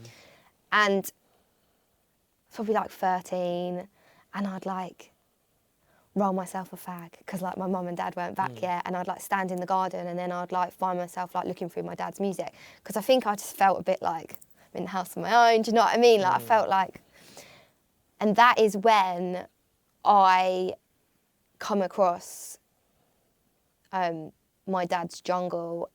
That was before high contrast, Chase and Status. But the thing was for me then is because like the first record that I put on that I like captivated me was Sound Advice by Ronnie Size, and it's got this like kind of like harp at the beginning, and then like the drums drop, and it's very like musical, and then there was the what is it, the VIP Champagne Bash, the African chants on, Girls Them Want It. That was another one. I was like, oh, this is amazing, because I think it had this remnant of feeling of like the dub that my dad used. It's like African chants got that sort of tribal kind of, and it just reminded me of like that dub sound that feels very nostalgic for me. But I never put them on every day after school and like smoke my little roll up thinking like, oh, I'm listening to jungle. I didn't know what it was. Okay, yeah. It was just music, that Yeah. you liked and kept on going It's back like to. my dad's music. But like, then I just was like going deeper and deeper down that rabbit hole of like the jungle he had. But I think, like, I guess as I've just demonstrated, like, I've never really tied me getting familiar with that with then my discovery of drum and bass in like a rave setting a bit older. So when I talk about being introduced to sort of Noisier and then High Contrast and then subsequently like Chase and Status' first album, this was through a boyfriend I had. There weren't any girls listening to this kind of music. So my boyfriend at the time, like him and a few of his friends were using like FL, I think, to make beats like at a very amateur level. But like, but none of my girlfriends wanted to know. I remember us all going to V Festival, like probably like 2007, and them like forcing me to stand and watch Taylor Swift, Katy Perry. I remember thinking like this is cool because I'd never been to a festival on my own before. But like that group of friends then are still my friends now. And as much as they support me, none of them are into drum and bass. That's interesting. It's always been quite a valuable reference to have though. Okay, so that's really interesting that you, by listening to your dad's music, and even then, and not knowing that it was even jungle you were listening to, the journey still continues. Do you get what I mean? Because there must have been something then that brought you closer to where you are now. But before we go down that route, I wanted to ask you, which it's well written about and spoken about multiple times. But for the purpose of here, like you're living with like diabetes and being diagnosed with that and whatever, because this was one of the things that I think when we met, this is like many years later, but like when we became closer friends, that I think that's when I found out about it, and you were like pretty open about it, and I kind of like, it was a bit of a surprise for me, but yeah, walk me through that, because that must have been quite life-changing for you at the time when it started. So how did that kind of like kick in? So I was dancing all the time. I was really fit and healthy, rarely got ill. Must have been about 16, 17. And I just like started falling asleep all the time. And for a while I thought, like, in a sort of like kind of jokey way in my head, I thought I might have that thing where you like, I remember seeing a documentary when people have this thing where they just randomly fall asleep. And I thought I might have that. Yeah. And then over about a 2-week period, I lost loads of weight. And I just had this like sudden onset of extreme thirst. That was the most obvious thing for me. And it weren't like, oh, like really thirsty, have a drink and you feel better. I was waking up in the night and drinking, down a pint of water, down another pint, and still have this like thirst. Like it was like nothing you would have ever thought. So I got to the point where I was like, I can't just be dehydrated. Like I made an appointment at the doctor's and went to the GP, and it was pretty much as simple as them doing a little finger prick on my finger, drawing a little bit of blood, using the machine, and my result was like unreadable because it was just off the scale. And she was just like, based on that, like I can pretty much guarantee that this is because you have diabetes. And like no one in my family has it. I think I'd like Googled this thirst thing and that had come up, but I just like, when you've lived your whole life with like getting ill here and there, and it's never like the serious point on the list. It's like, it's never that one. And then it was. And yeah, I guess like it was almost like a bit of an out of body experience. And then she had to ring my mum because I was still quite young. And like my mum had to pick me up and just take me straight to hospital. And I still don't think I was like, really, I don't know, like I didn't really, I felt just a bit numb, like I didn't feel devastated. I was just a bit like, this is all really weird, like. And then I had like a short stay in hospital where they basically come round once they've like stabilised you. I mean, it goes a lot worse for a lot of people. If I had not gone to the doctors, like probably within a matter of days, I would have been in a coma. Yeah, because I was going to ask, you know, like you hear a lot, I mean, and I'm a grown man, you know what I mean? So, I hear diabetes, and you hear this type of diabetes and that diabetes, and I hear the word diabetes, but actually, you know what, I don't even know what it is. I don't exactly know what diabetes is. So explain it for me. I don't know if anybody else is out there as ignorant as I am towards it, but for want of another way of putting it, but no, I don't. I know it's to do with the blood. I know it's to do with something to do with the sugar levels, and I don't know whether it's too high or too low. And, you know, like I know somebody who has to kind of like every now and again, I mean, it might not even be that, he has to eat a chocolate or something like that. I just don't know what it is. So why don't you kind of like, in your easiest way, in your short sort of like 101 on diabetes? Yeah, I mean, I didn't either. I think unless you know someone personally, like it's quite common, you don't really know. Like I used to just, there was someone in my class at primary school who had to drink Lucozade all the time, and I was just like, oh, that's diabetes. But basically, to put simply, there's like quite a vital organ that everyone has called a pancreas, which not many people are aware of what it does, but like it's pretty important. And there's 2 types of diabetes. Type 1, which is what I have, which is what most people who are younger, the majority of those people have type 1, because the other type, type 2, is normally, and I mean obviously there's exceptions, but normally that's something that has an onset period when you're sort of like a bit in your later life kind of thing. So type 1 is autoimmune. So essentially, at any point, your immune system can attack something in your body by accident, like an organ, by accident and basically just like attack it to the point where it like kills it off. So when you've got type 1, it's your immune system completely, what's the word, like puts your pancreas out of action. And that is the thing that when you eat any type of food, your pancreas will transform the food you eat into your body's energy. Yeah.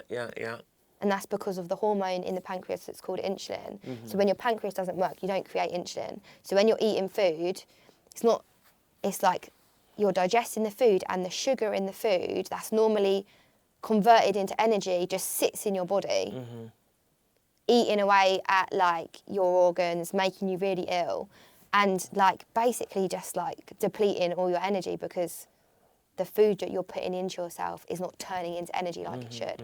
So you pretty much have to manually do your pancreas's job like 24/7, which like I've seen people comparing it to like being responsible for your heart beating. So all the time you're having to make sure that it's still beating. When you're doing exercise, you've got to know how much faster you need to do it to make sure your body keeps working properly.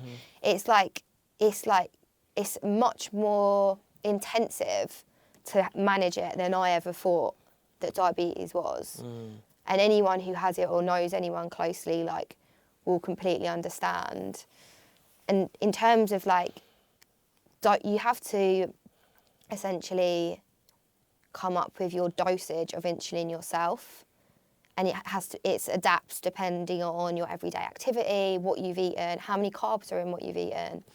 And if you do too much by accident, you have a hypo, which is like the alarm's going off, I need glucose like ASAP. Worst case scenario, having a hypo, like you go into coma. And then you've got the other scale, when you don't give yourself enough, you go too high. Worst case scenario of that is going into a coma. So you're like constantly like, kind of, it feels like almost like walking on this tightrope every day. Like, Yeah, sounds like it. Like the accuracy is important. So, I mean, you go into hospital when you get diagnosed and you pretty much get like a baseline crash course of like, right, we're going to send you away with these needles and injections. You have to do like, do you know what I mean? These are what you need to do. If you feel like this, you have to do this. And it's like, and then they send you home.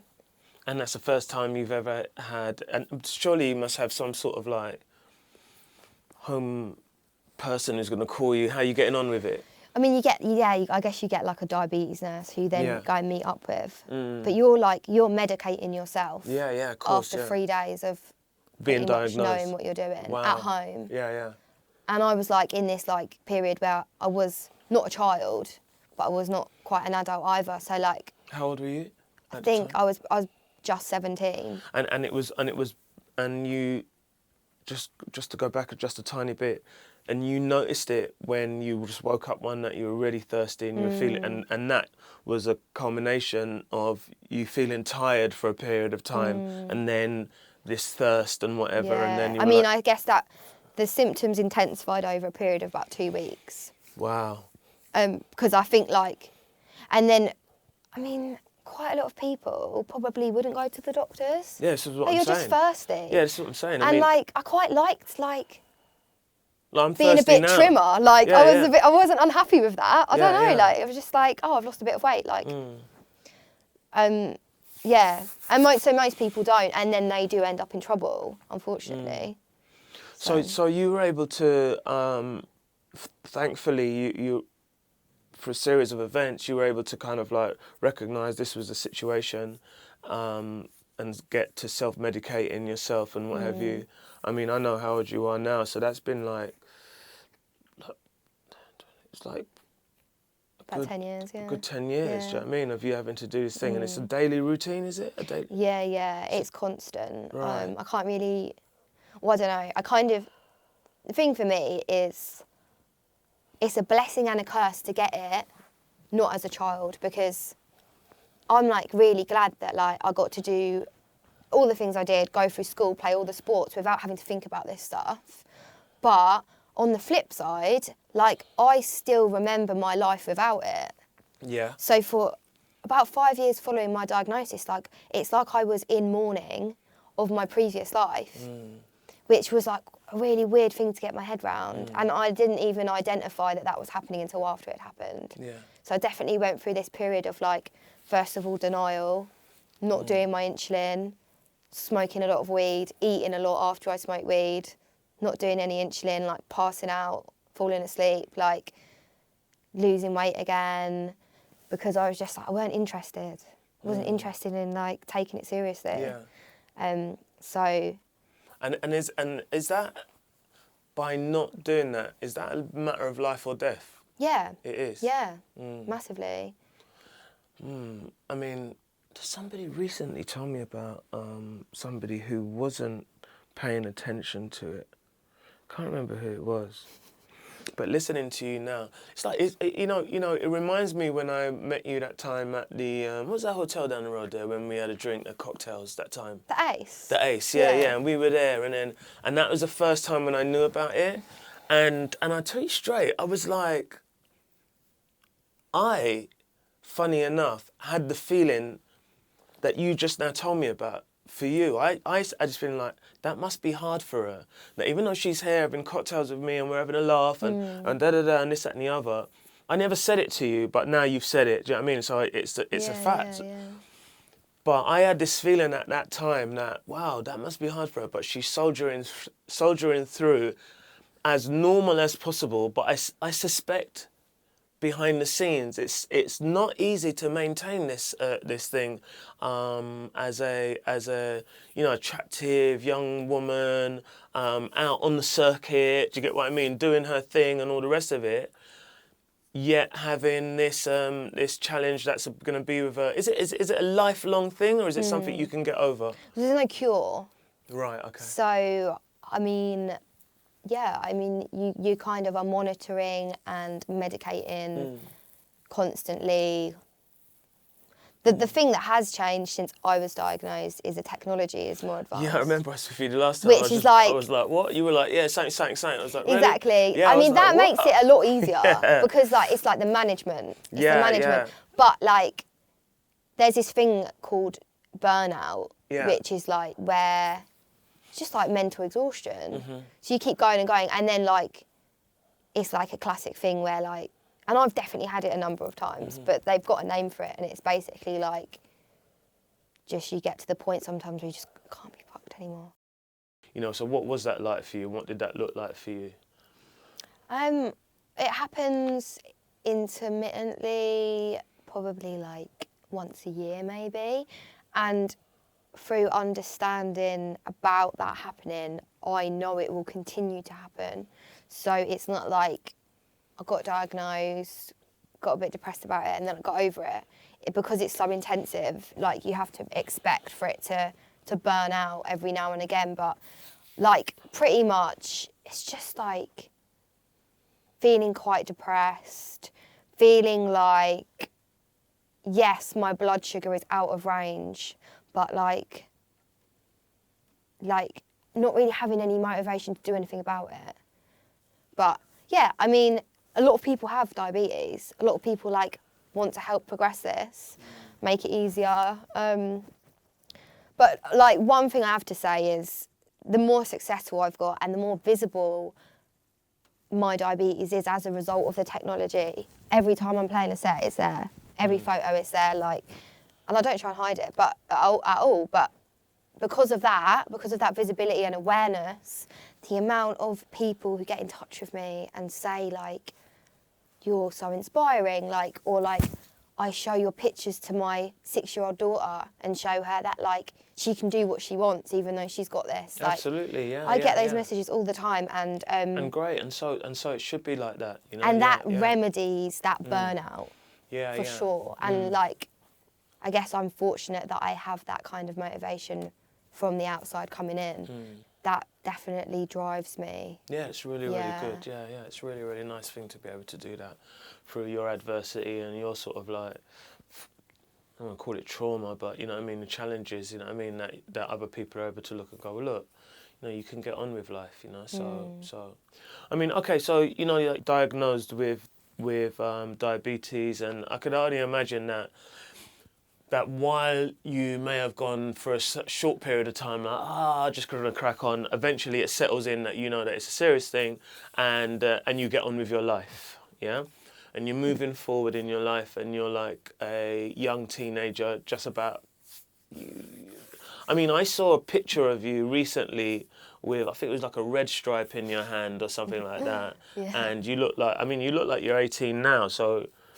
You must have looked like you were 12, and I was like, boy, I don't know why she's got a red. I don't know where her parents were. She's drinking Red Stripe at 12 years old, but and you were behind some decks. And then when I asked you, you said you were playing dancehall. Yeah. Yeah. So before we even get to dancehall, Yeah, right. right? We were just now talking about you learning to keep in time dancing. Do you know what I mean? So then Yeah. where was it, this sort of like transition where you, before I met you then, for the first time at the paintballing, that you got into music, I mean, you already spoke about an ex-boyfriend or whatever, and that gang who were into it and stuff. If I rewind to a few years before the Ram thing. Yeah. So I've just been introduced to high contrast chasing status. I am leaving secondary school to go to college. I'm like 16 years old. I get my first job as a waitress in a local hotel in Whitstable. So it just so happens that they also own like the only nightclub in the town. So I get to know, you know, I'm like working behind the bar, it's a very social environment. Find out that they have drum and bass nights at this club, and the guy who promotes it comes in because he's friends with the manager at the bar, and it's all like a family vibe. And I'm only 16, and one day after work, my manager's like, Harriet, like, do you want a tenner to give out flyers in the town? It was called Super Sounds. Pretty sure they had Shimon that night, and I remember the flyer, it was like the old Ram logo, and they had Shimon. So then every week, I'm like giving out flyers for this club. The people running it noticed my enthusiasm. I think they thought it was kind of endearing, because like, I was quite young. And they sort of like, I guess they kind of took me under their wing in a way. I ended up helping out a lot, almost doing a bit of like artist liaison in, but it weren't really like that, it was very casual. Mm-hmm. But I was getting to like talk to the DJs, and I was like getting a bit of an insight to like what it's like to like book someone, and like what a rider is, and all of this stuff like behind the scenes a little bit, even though it was very casual, low level. And then I'm going back to one of their houses after the show, just hanging out, and they'd go back and mix till like 8 a.m. It's like, I guess it's like afters, but it wasn't really like, it wasn't like a sesh. Yeah. It was quite like, it's just chill. And I was like eyeing up these decks every time I was around there, because they would all play the warm-up sets like a lot of promoters do or did. Mm-hmm. And one night I was just like, can you like show me how to like mix? And it was CGJ 1000s. And from then, I pretty much every week went back there. They'd all sit smoking, talking about who they've got next, and I'd just be in the corner, like making mistakes, and no one would notice. And then like they had 1210s there as well. So there was this whole like thing that I just never could get access to. That like, and you know, sometimes when I went around there in the week when we were planning for these events, like they would bang on the decks then, but like on the Saturday at like 7 a.m, they were all just like stoned, like they weren't mixing. So like I had like free reign. And then it was like, oh Harriet, do you want to like play the first set next week?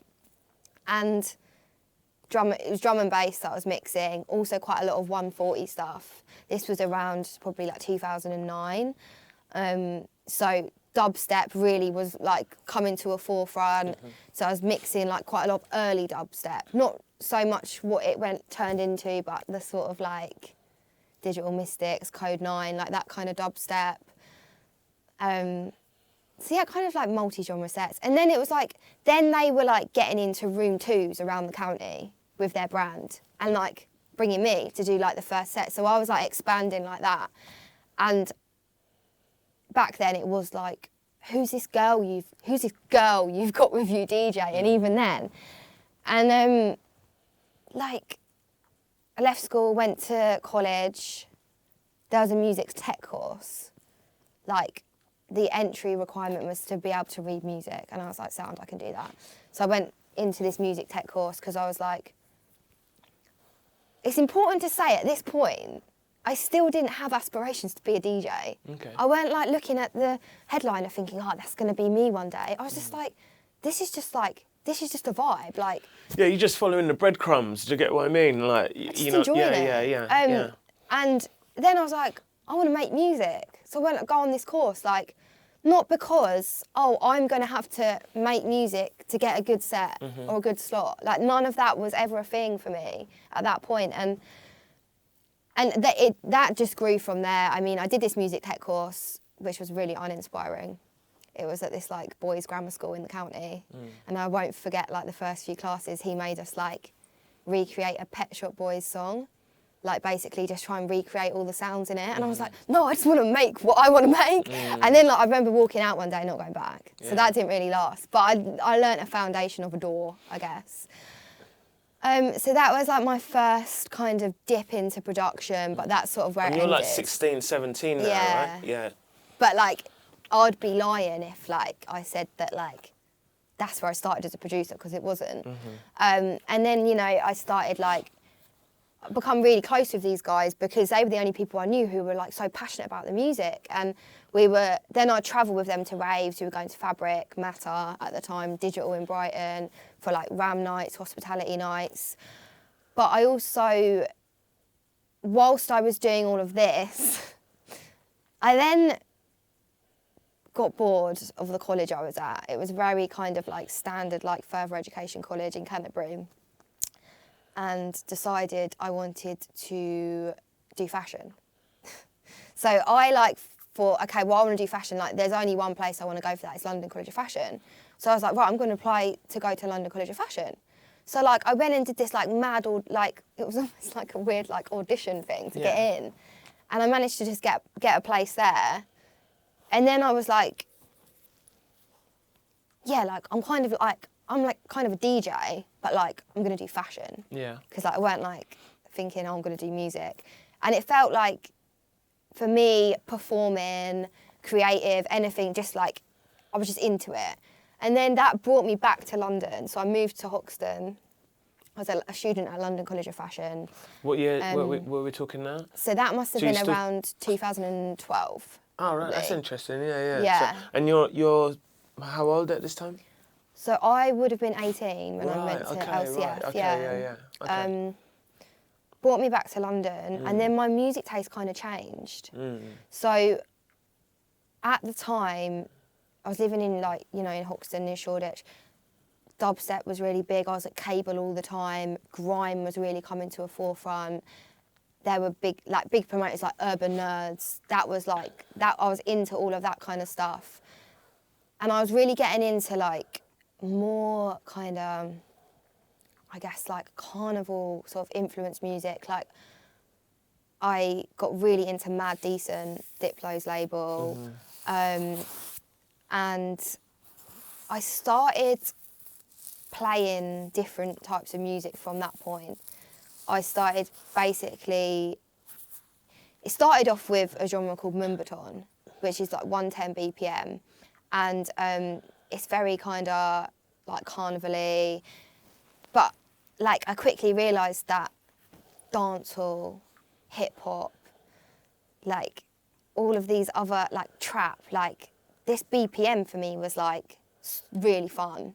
So I started like basically playing and recording these sets that were mixed up of like bashment, Mumbaton, like I'd like anything kind of went like Grandmaster Flash to like Lethal Bizzle. Like it was like kind of like a party set.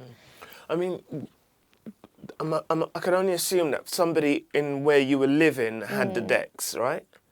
At this point, when I moved to London, that's right. I had a controller. Because I couldn't afford the decks. I was a student, so I had a controller, and to be honest, like I weren't DJing out that much. Really. I had the odd booking, and they were. I just was trying to gauge how you were practicing these sets. Well, I also like, I've been using Tractor from really early on, and on Tractor like you can do stuff internally. Okay. So I was sort of like experimenting with stuff internally. Then I had my controller. And then that was at that point I was like, that was the first time I was like, okay, well as a DJ, like this is my brand. That's the first time I thought like, got some press shots done. And I was like, and I was really feeling myself like, and I really got immersed into like, I was like at Carnival every year at the Red Bull parties, like I discovered Rodigan, Digital Soundboy, like I was like, and then I really got into jungle as well, like sort of like the serial killers kind of stuff at that time, and the Marcus Visionary, Benny Page, the stuff on Digital Soundboy, like it was very like that sound, I was like really into it. And it was at that point I tried to find out about any other female DJs out there, and I quickly come across B-Traits as one of the first that I was just like on Google, whatever.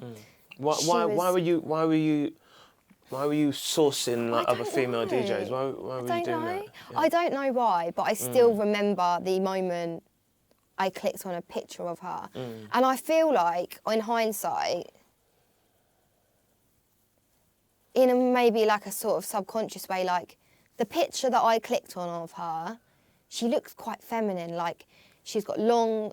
I don't know whether she meant to at the time, but like for me, it just resonated. She looks like more my age, long blonde hair, like, and she was signed to Digital Soundboy, and Digital Soundboy then for me was like, that was the label, and I was like, oh my god, there's this girl in Digital Soundboy. And she had this Digital Soundboy showcase mix, which was like mixed BPM, 140 stuff, like, but then also it had all the Marcus Visionary, Benny Page, jungly stuff, obviously loads of Shy. And I just listened to that mix like every day for about a year.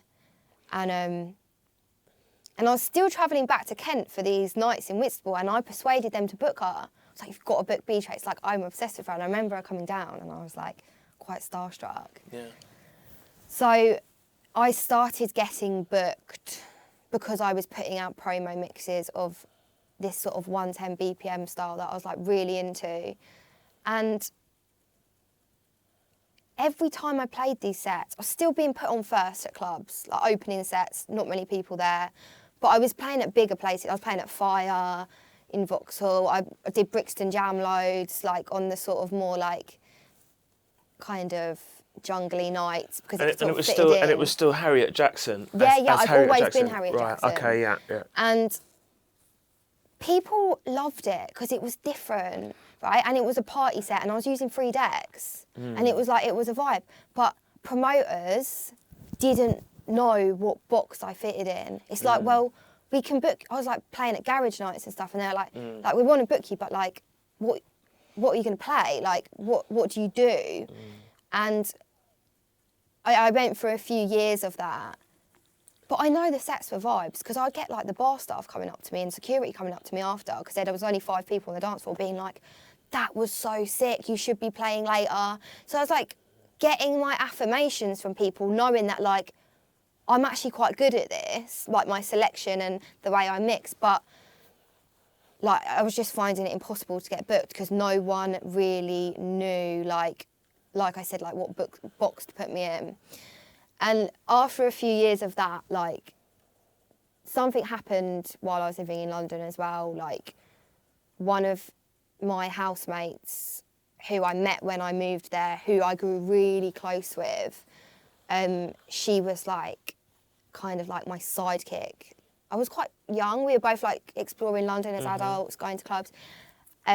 She got cancer while I was living there, and she was sort of like my closest friend. And she got so ill and eventually passed away. And sorry to hear that. And after that point, like I had to move home, because like for some reason, like, I kind of like this mad connection I'd had with London and my identity being here was like severed because of that happening. And for a few years, like, I like didn't even want to come to London. It was almost like I didn't really know that that was happening at the time. I just knew that, like, I wasn't vibing with it anymore. Like, but it wasn't until after that I realised how much that affected me, and that was probably why. So I moved back to Kent, not really getting many bookings, like, as this kind of multi-genre DJ, which, ironically, now I think about it, if I'd have been playing those sets here and now in the last couple of years, like, they would be like that. I think that would be like, what's the word? I think it would take off. Yeah, I mean, it's interesting. I know what you mean, because now there is a eclectic sort of like sound now, and it's a party sound. You know what I mean? It's like it's a mixture of different types of music, as though you were playing at a party. That's for me anyway. If you're not going to a drum and bass rave or a house rave or a garage rave or a grime rave, the other thing, when you go to like, you can maybe add Afro beats to that list as well. But the other thing is this sort of like eclectic party, and Being like and they're a actually fun. multi-genre That's DJ, right. yeah, yeah. And they're the fun parties. Do you know what I mean? Where it's not actually cheese anymore that you're listening to. Do you get what I mean? And I definitely played some. I was playing like garage anthem. Like, I was playing some cheese, but I was playing like I said, like dropping. Like, I was playing like Beanie Man. Like, I was obsessed with the heat wave. I went to Hot Book nights, reggae roast. Like, all of that stuff was in there as well. And I know that would be a vibe now. But back then, for like, just weren't it. People didn't get me, and I was just like, and I kind of like, I wouldn't really say that I was defeated in that sense. So I thought, in order to be popular, I have to do something else. I just began to feel uninspired because I wasn't getting to express myself in the way I wanted because there was no platform for it. So I remember sitting at my flat one day. I'd moved back to Kent. I was like, first of all, working in a tattoo shop, which is when I got my Ram tattoo. Then I got like a super corporate job at a car insurance company because I was finally earning some money. And I remember sitting in my flat and like started having a mix with some house, and like I didn't leave my room for like 3 days. Just digging on the internet for house tunes, like old stuff, new stuff. Yeah, like I ended up with this massive library of house music, and I was just like, this is what I'm going to do now. And I put some mixes up, and in my hometown of Kent, in Canterbury in Kent, like house was getting pretty big, and I did kind of think like, well, this is kind of my key as well to actually being able to like go and mix out. I started getting booked in London as a house DJ, really enjoying it actually. But again, I found myself in this scenario where I was getting booked for these house nights, quite kind of clicky house nights, but like I didn't care, but I was like, I need 3 decks. And then I'd be double dropping house tunes and like mixing really quick and like vocal into vocal and like almost doing a bit of a garage thing and like I just remember these like every time like people who were coming on after me were like looking at me like, what is she doing? Like, but the crowd were loving it because it was more interesting maybe than, and that's not to say it's better at all. It's just like, it was very unusual in the settings. Like, I've seen plenty of house DJs I love who, like, are very progressive in the way they mix, and I think that's great. That's just not what I do. And what do you mean progressive in the way they in mix? the terms of, like, I think playing tunes for longer, playing them alone, going on a bit more of a journey, whereas, like, the way I mix is, like, quite, like, high impact and high energy in a sort of, like, I guess I play a lot of music in a short amount of time. But it was just, like, people thought I was weird. And I felt it. Yeah. And I was just a bit like, I don't know if I'm going to do this anymore. And like, I was really busy at uni. Like, I wanted to do well. I wanted to get a good degree. And then And I'd set up a artist email that I'd had about 2 inboxes from in the space of a few months. And I was just like, oh, this is a bit like, I don't really know what I'm doing. And then I opened my inbox one day and had an email from head of talent at Ministry of Sound. And like at first I thought like, well, this is like spam or something. Yeah.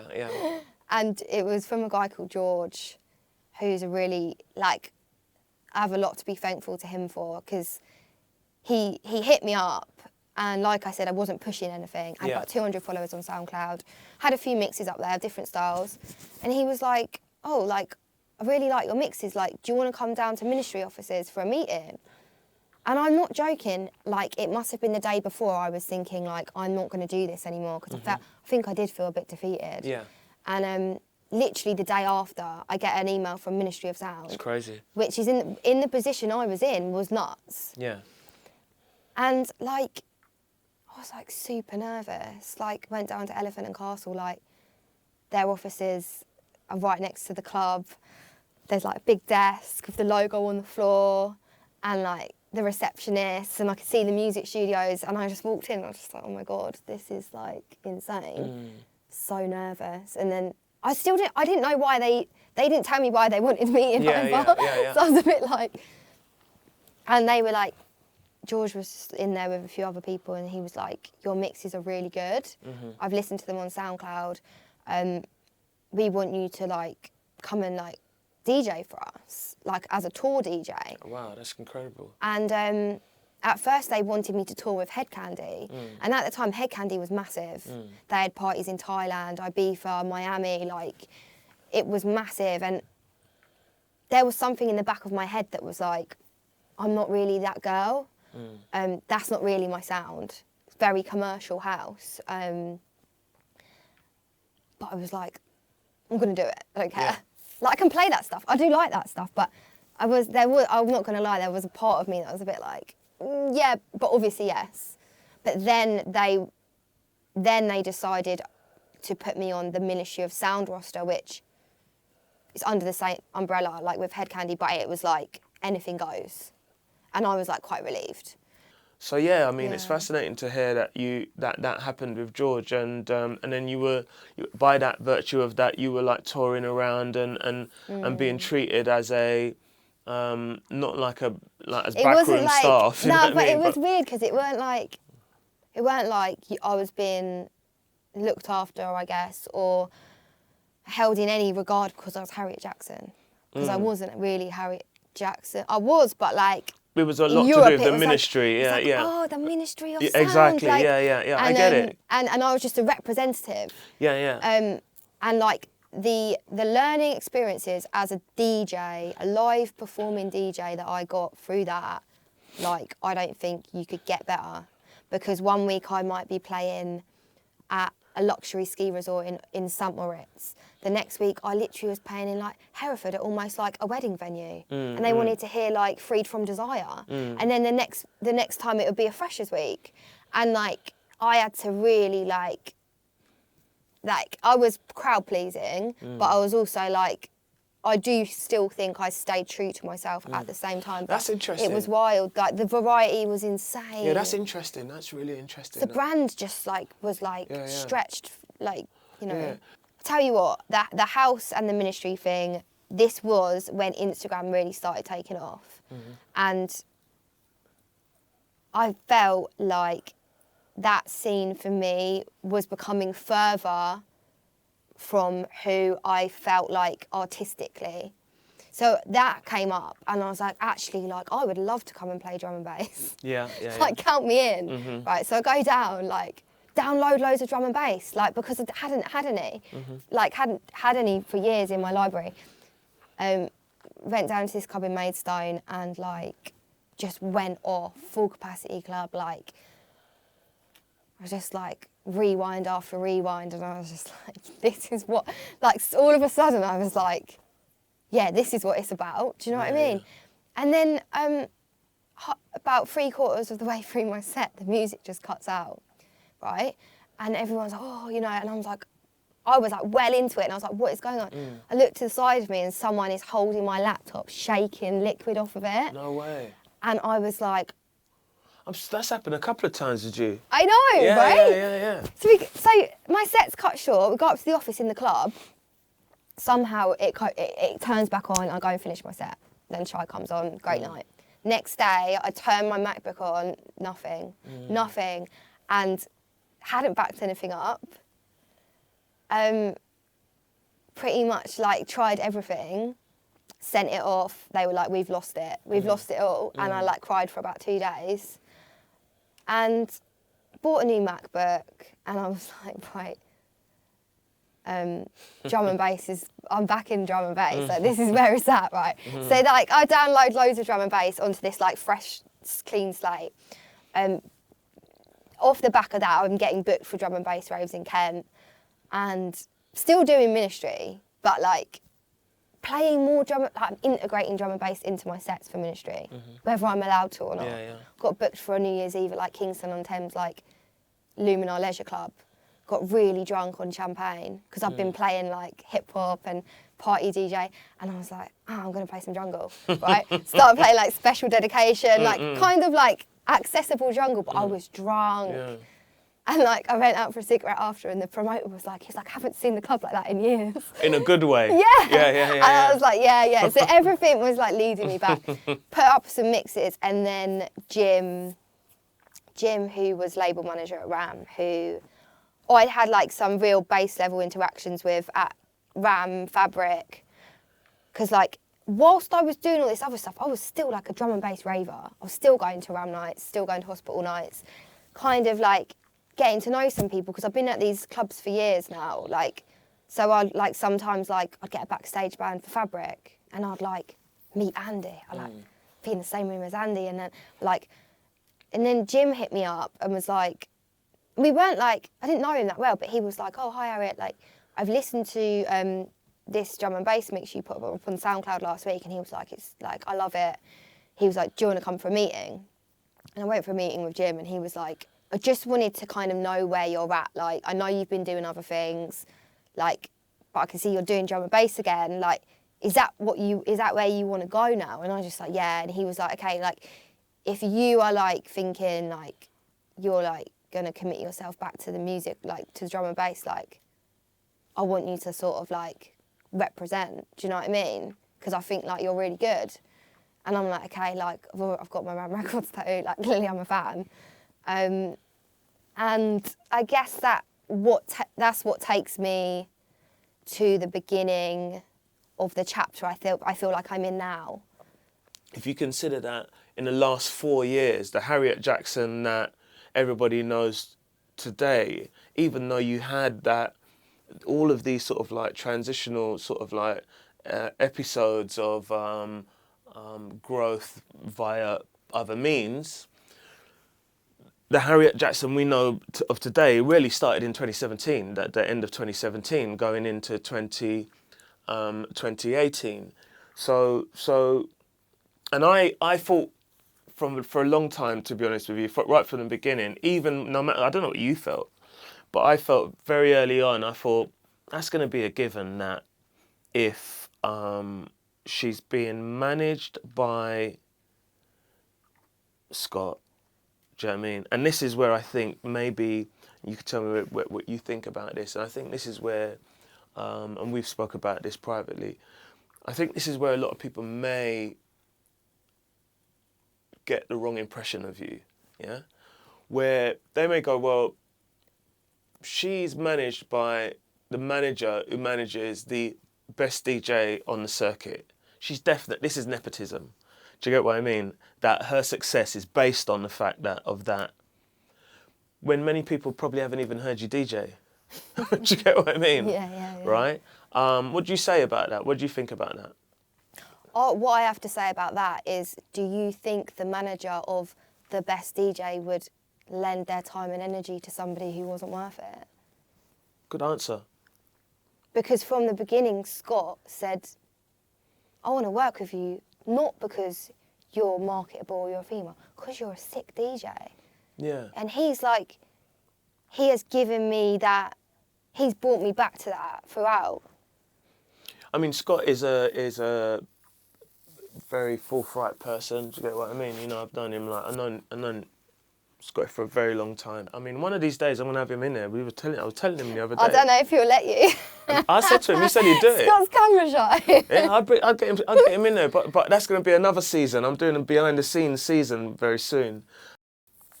We were having a conversation about the future and what the future might look like to you. Do you want to speak about that a bit? Yeah, I mean, as a result of this and leading up to this, when I was like thinking back to my journey, yes, I'm only just scratching the surface, but like I've been hustling for like 10 years. Yeah. It's Do you still know a what I hustle. mean? It's still a hustle. And it's mad. Like, I mean, it's a bit of, it is, I guess I struggle with that question because throughout my career, I've seen myself as a bit of like a lone ranger. It's just me and Scott, really. And now I have a partner who's in the industry, like, I'll share ideas with him, but I've always been very insular. That's not to say I don't make plans. Like, I've written, like, every 6 months in my notes on my phone, and I've been doing this since 2016, I write what I've done in the last 6 months, what I'm going to do in the next 6 months, what I'm going to do in the next year, and what I'm going to do in the next 18 months. I then find photographs of, like, other DJs, and I'm like, and I've been doing that for years. So, like, it's not to say I don't, like, have vision. I just, like, I do, like, kind of like to just... Keep it to yourself. Yeah. Is that what a that little means? bit. Yeah, like, Right, I don't know, like, and I don't know if that comes from a place of feeling like a bit like I'd get a bit of imposter syndrome sometimes. Do you know what I mean?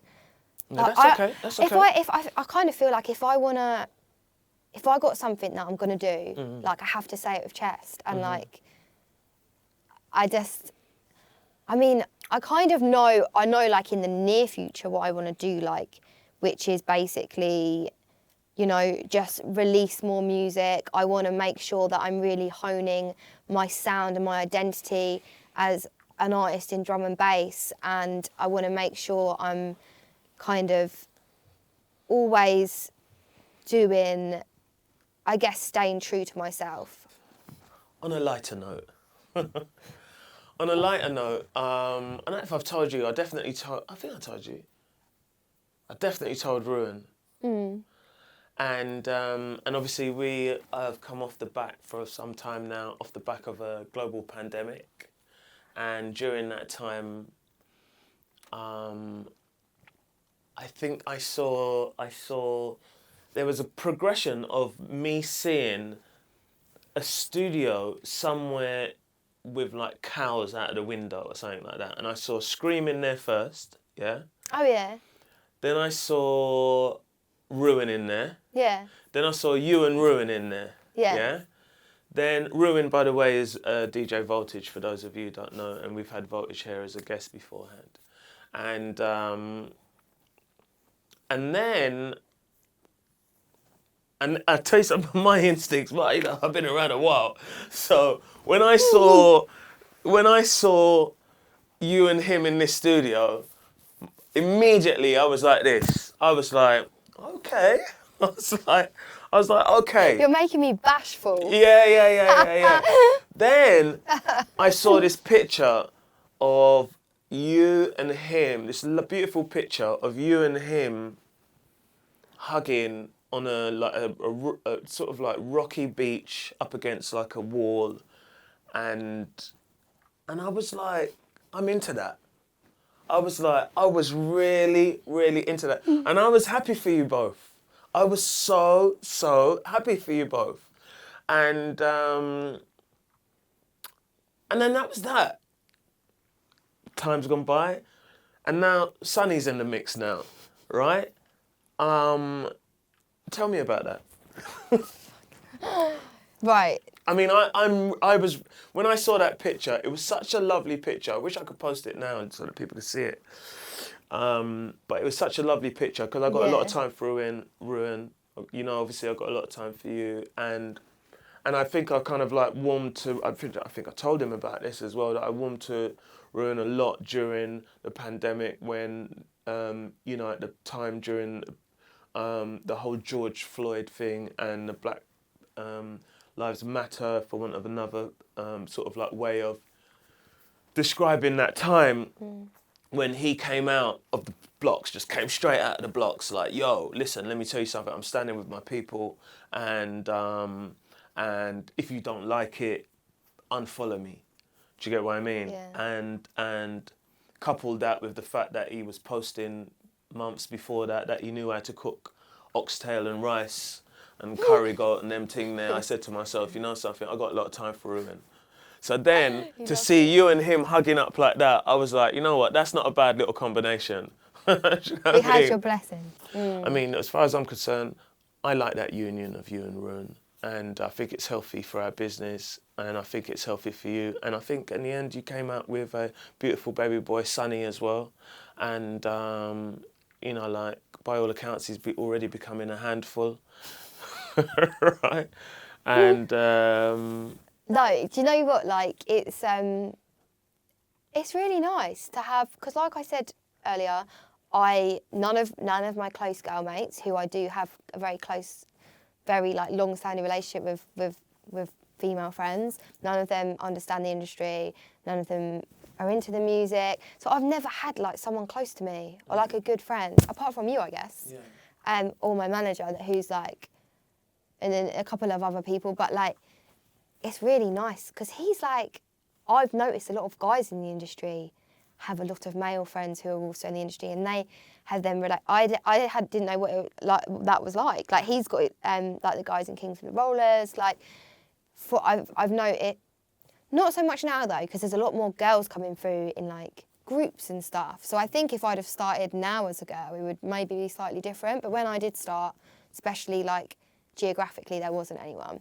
So going back to being in a relationship with someone in the industry, it's only had benefits. It's really nice to be able to bounce ideas off each other, feedback on each other, which we do all the time. I think it's love. I think it's. There's a little bit of competition there as well. Yeah, I think. I mean, you know, you think about it. I mean, not to get too deep into the relationship, kind of like conversation, the holistic conversation of relationship. Otherwise, we go down a rabbit hole with that. But I think that if the two people, although I've never really had it, but if the two people are in similar industry, I mean, you're in the same industry, yeah? But I think that if you're in a similar industry, if you're in the same industry, then there's so much you have in common. You know, so there's so many things you can, on a daily basis, have a conversation about.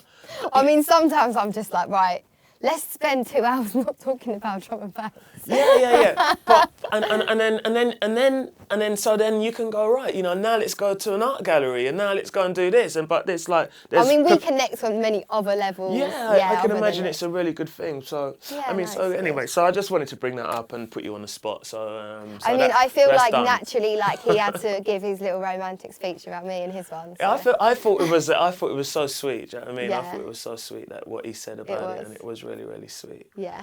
I mean, we spoke a bit earlier, you mentioned it just now, and I'm glad you reminded me actually, because I wanted to speak with you about your sort of like, you know, you're a female DJ, right? You recently just won the Best Female DJ at the Drum and Bass Awards. I had a feeling that was coming anyway, as you know. And, you know, there's been recently quite a bit of talk actually about the support for women and their you know, like their cause and what have you, and you have even said yourself that when you first came into this game, do you get what I mean? You were like looking around to see like if you could kind of where perhaps you might find some support in that way, or be able to join in with someone. We spoke earlier about as well, do you get what I mean? You're kind of like looking in other areas about kind of like supporting women and stuff like that. What's your view about that? I think for me, I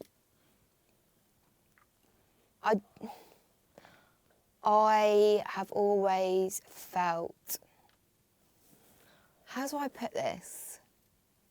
I think there's a very, very fine balance, so fine that it's almost impossible to find, between drawing attention to it being beneficial or detrimental, because I'm kind of like, if we make this a thing, then it's not natural. But then, like, I also do support the notion of making it a thing so that it's, like, not overlooked. Yeah. So I've always had a bit of an internal conflict with things like anything being labelled as female DJ. And, you know, as much as I genuinely feel proud and grateful to receive awards like that, like, what if I'd won the overall best DJ? Like, would that feel better? Probably. Do you know what I mean? Yeah, absolutely. So, and you know, like, I mean, I've never accepted any bookings for all female lineups, because it's not an outright belief. I am just not sure if I agree with that enough to take part. And that's not to say that I don't agree with it happening, because like I said, it's not like an outright thing of like, nope, don't agree with that. I'm just like, in a personal sense, like, I'm not like 100% sure. Like, I think, like I said, there's a very fine balance between tokenism and kind of representation. And I think we as an industry, like, I think it's levelling out now. I think we maybe went through a period where it felt a little bit too constructed for me personally, as someone who's already existing and doing it. Like, when I don't know. But I also think whatever's happened has also worked, because I know that I see more girls doing it now than I ever have before. Yeah.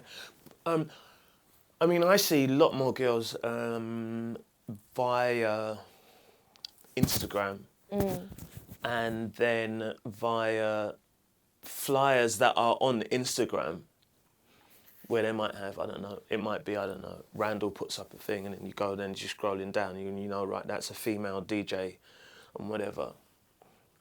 And I can only imagine that these are people who have just come in. Do you get what I mean? I mean, I don't know, so forgive me if you've been around a while. Obviously, I'm not saying any names because I don't remember any of the names. But I think there's more female representation generally at the moment, right, than there's ever been before. And I think that's only because, I don't think that's because of any, and, you know, don't shoot me, I'm just telling you what I believe, you know, and I don't think it's because of any sort of like representation of, you know, people saying, no, there should be or there shouldn't be. I think it's because more females want to be involved in this music, and they want to be producers, and they want to be, and why shouldn't they? You know, they want to be producers, they want to be DJs and so on, and I think that's healthy. Do you know what I mean? I think that's healthy, and I think that if there are other women out there like yourself, like Nia, like Sherelle, you know, I'm only thinking of those right now, or historically, like Storm, like Rap, like Kemi, who have been there and inspired other women, then so be it. But I don't think there's any. I think it's a good thing. It's 100% a good thing. I think what it comes down to is if people's intentions are in the right place. I think in intention putting is this the right. person on a flyer. Yeah. Or if you feel like, if you're a girl and you're a DJ and you think, yeah, I'm ready to go and play live. Like, that's good intentions. Like, go out and make yourself known. And the promoter who's booking you, if you think this person's a good DJ, male or female, and you're going to book them, like, that's a good thing, because your heart's in the right place. Yeah. Anything outside of that, I don't agree with. Yeah, I agree. I'm with so you on I that, have to basically give everyone that's doing that the benefit of the doubt, from my own personal perspective. I agree with that. I mean, I agree with that. I mean, the female DJs who I personally know, right? You know, who I personally know, or the female sort of like performers then, that whether they be male or female, they are so passionate about what they do. You know, they're so passionate about what they do, and I think that but I just believe there's a way that I think you hit the nail on the head. I think you put it really well, where you said, like, it's a fine line, this fine line about how you then propagate that. And I don't think there is really a right or wrong answer. Yeah, yeah. I think as long as people are striving for, like, something that is well intended, Yeah. and does kind of like end up organic rather than manufactured in its approach, I think as long as it's that, it will always be a good thing. Yeah. Okay, so you've been in the studio a lot. We know about that. We touched on it just now, do you know what I mean? And we're getting close to the end of the conversation. I mean, to be honest with you, I could go on for more, but do you know what I mean? I think they're closing up in there, do you know what I mean? I went out to the cleaners were outside. Don't, you're giving me anxiety that they're going to lock us in this room. And I'm being I went outside, the cleaners were out there, like, do you know what I mean? They're still in it. But I really wanted to speak to you about your music production and stuff like that. Because I know that it's something that's like close to your heart. I know that, you know, and it kind of like leads into where I was saying earlier about, you know, like what if I could click my fingers, you know what I mean, and all this sort of stuff. Yeah. But tell me about the music production. Tell me about, what would you like to tell me and tell the world about it? I think for me, from the get-go, I have wanted to play and make everything. And one of my earliest struggles was going into the studio and trying to represent every vibe in one track. I'm never going to be someone who just churns out tunes. I'm going to take my time. But when I do put something out, it's like, just know that it's like, it's taken a long time, a lot of thought's gone into it. I've like tried to refine it as much as I can, like, and every aspect of putting music out, I take very passionate about the artwork, any like kind of like visual asset, anything. Like, if it's not right, the track's not coming out. I'm not going to put a track out to get bookings. So I guess what I'm trying to say is that no, I'm probably not ever in my career going to be like pushing out a track every month. But I'm okay with that, I'm happy with that. But what I do know is like it's always going to be refined, or it's going to get to a place that I feel it's refined, and it's going to kind of, I want every bit of music I release to have like touch points, visual aspects, and it all to tie into like an aesthetic. And I guess, like launching the clothing line that I've done, you know, I'm just a creative person. I saw that on your Instagram. You changed it to create. Yeah. Blah blah creative. Creator. I like that. I like the creator. Just thought, like, do you know what? Like, yes, I make music. Yes, I mix music. But like, just like making stuff. I just like expressing. I love like the timeline of a project, like the reward. I love the pressure and I love the stress. Like, I love all of it. And it's just, and that whole thing of having this tunnel vision and like really tapping into like my inner feeling about something, things that I think are good. I'm not asking anyone else really what they think. Like, because I'm like, every time I get the urge to do that, I have to dial it back in. Like, what do I think? I'm making sure it's always me. And that whole process is something that just gives me life. Yeah, you know? Yeah, definitely. I mean, it's really lovely to hear that, you know what I mean? Because it can be sort of like drudging when you having to rethink everything, rethink your own thoughts because you're considering somebody else's. If you're able to just kind of like plow through with like, I believe in this, I believe in what I'm doing, then that brings back, I think that brings the fun into the creativity rather than it being into a, I hope people are going to like it. Do you get what I mean? And also, like, if people then don't like it and you're like, I've asked this person's opinion, that person's opinion, I changed that because they thought that was good. Then no one likes it. You're like, but is this even my fault now? Yeah, that's right. I mean? Yeah, exactly. Yeah, I know. But at least you know if no one likes it, like, yeah, it's like, it's from the heart, so you can take it on the chin more. Yeah. I want to make some really like sick jungle music. Do you know what I mean? Like, and I will. that like one thing at a time. Yeah. Do you know what I mean? And that's not to say like I'm definitely a fan of like fusion and stuff. Like my sets represent that. But yeah, I think like is that being at risk of like trying to represent too much in one track, like when I just want to make it all like. Yeah, I mean. But it will come. I know it will come because it always does. Like. Yeah, I think one thing that came from the pandemic, yeah, and when I speak to not just myself, it definitely happened for me, but it happened for a lot of people, is that it kind of like, because it slowed everything down, it brought them back to like this feeling of where they, reflection on why they started in this game. Yeah. And I think, Harriet, that for everything you've done so far and the journey you've had, you know, like from that young girl back in Lewisham, to the styles of music you've played and everything you've done, you know what I mean? I have no doubt that you're gonna just simmer into like what you really want to do and find the time to do it amongst being a mother, like wife, whatever, what would you call that? Do you know what I mean? A DJ as well. It's a lot to fit in, but I know that, you know, like I look forward to hearing like the results of all of that when the time kicks in. Do you know what I mean? Because I'm sure you're going to be fine. And on that note, I'd like to say thank you for coming in today. Thank you for having me. Yeah, it was an absolute pleasure. I can't wait to listen back to this and get it out there so that everybody else can see. Do you know what I mean? How far you've come over this short period of time. Yeah. Thanks, Harriet. Thank you. Come here, give me a hug. Are we gonna go get drunk now? Yeah, we're gonna go and get smashed. Okay, and that's a wrap. Well That's done. a wrap. That is a wrap.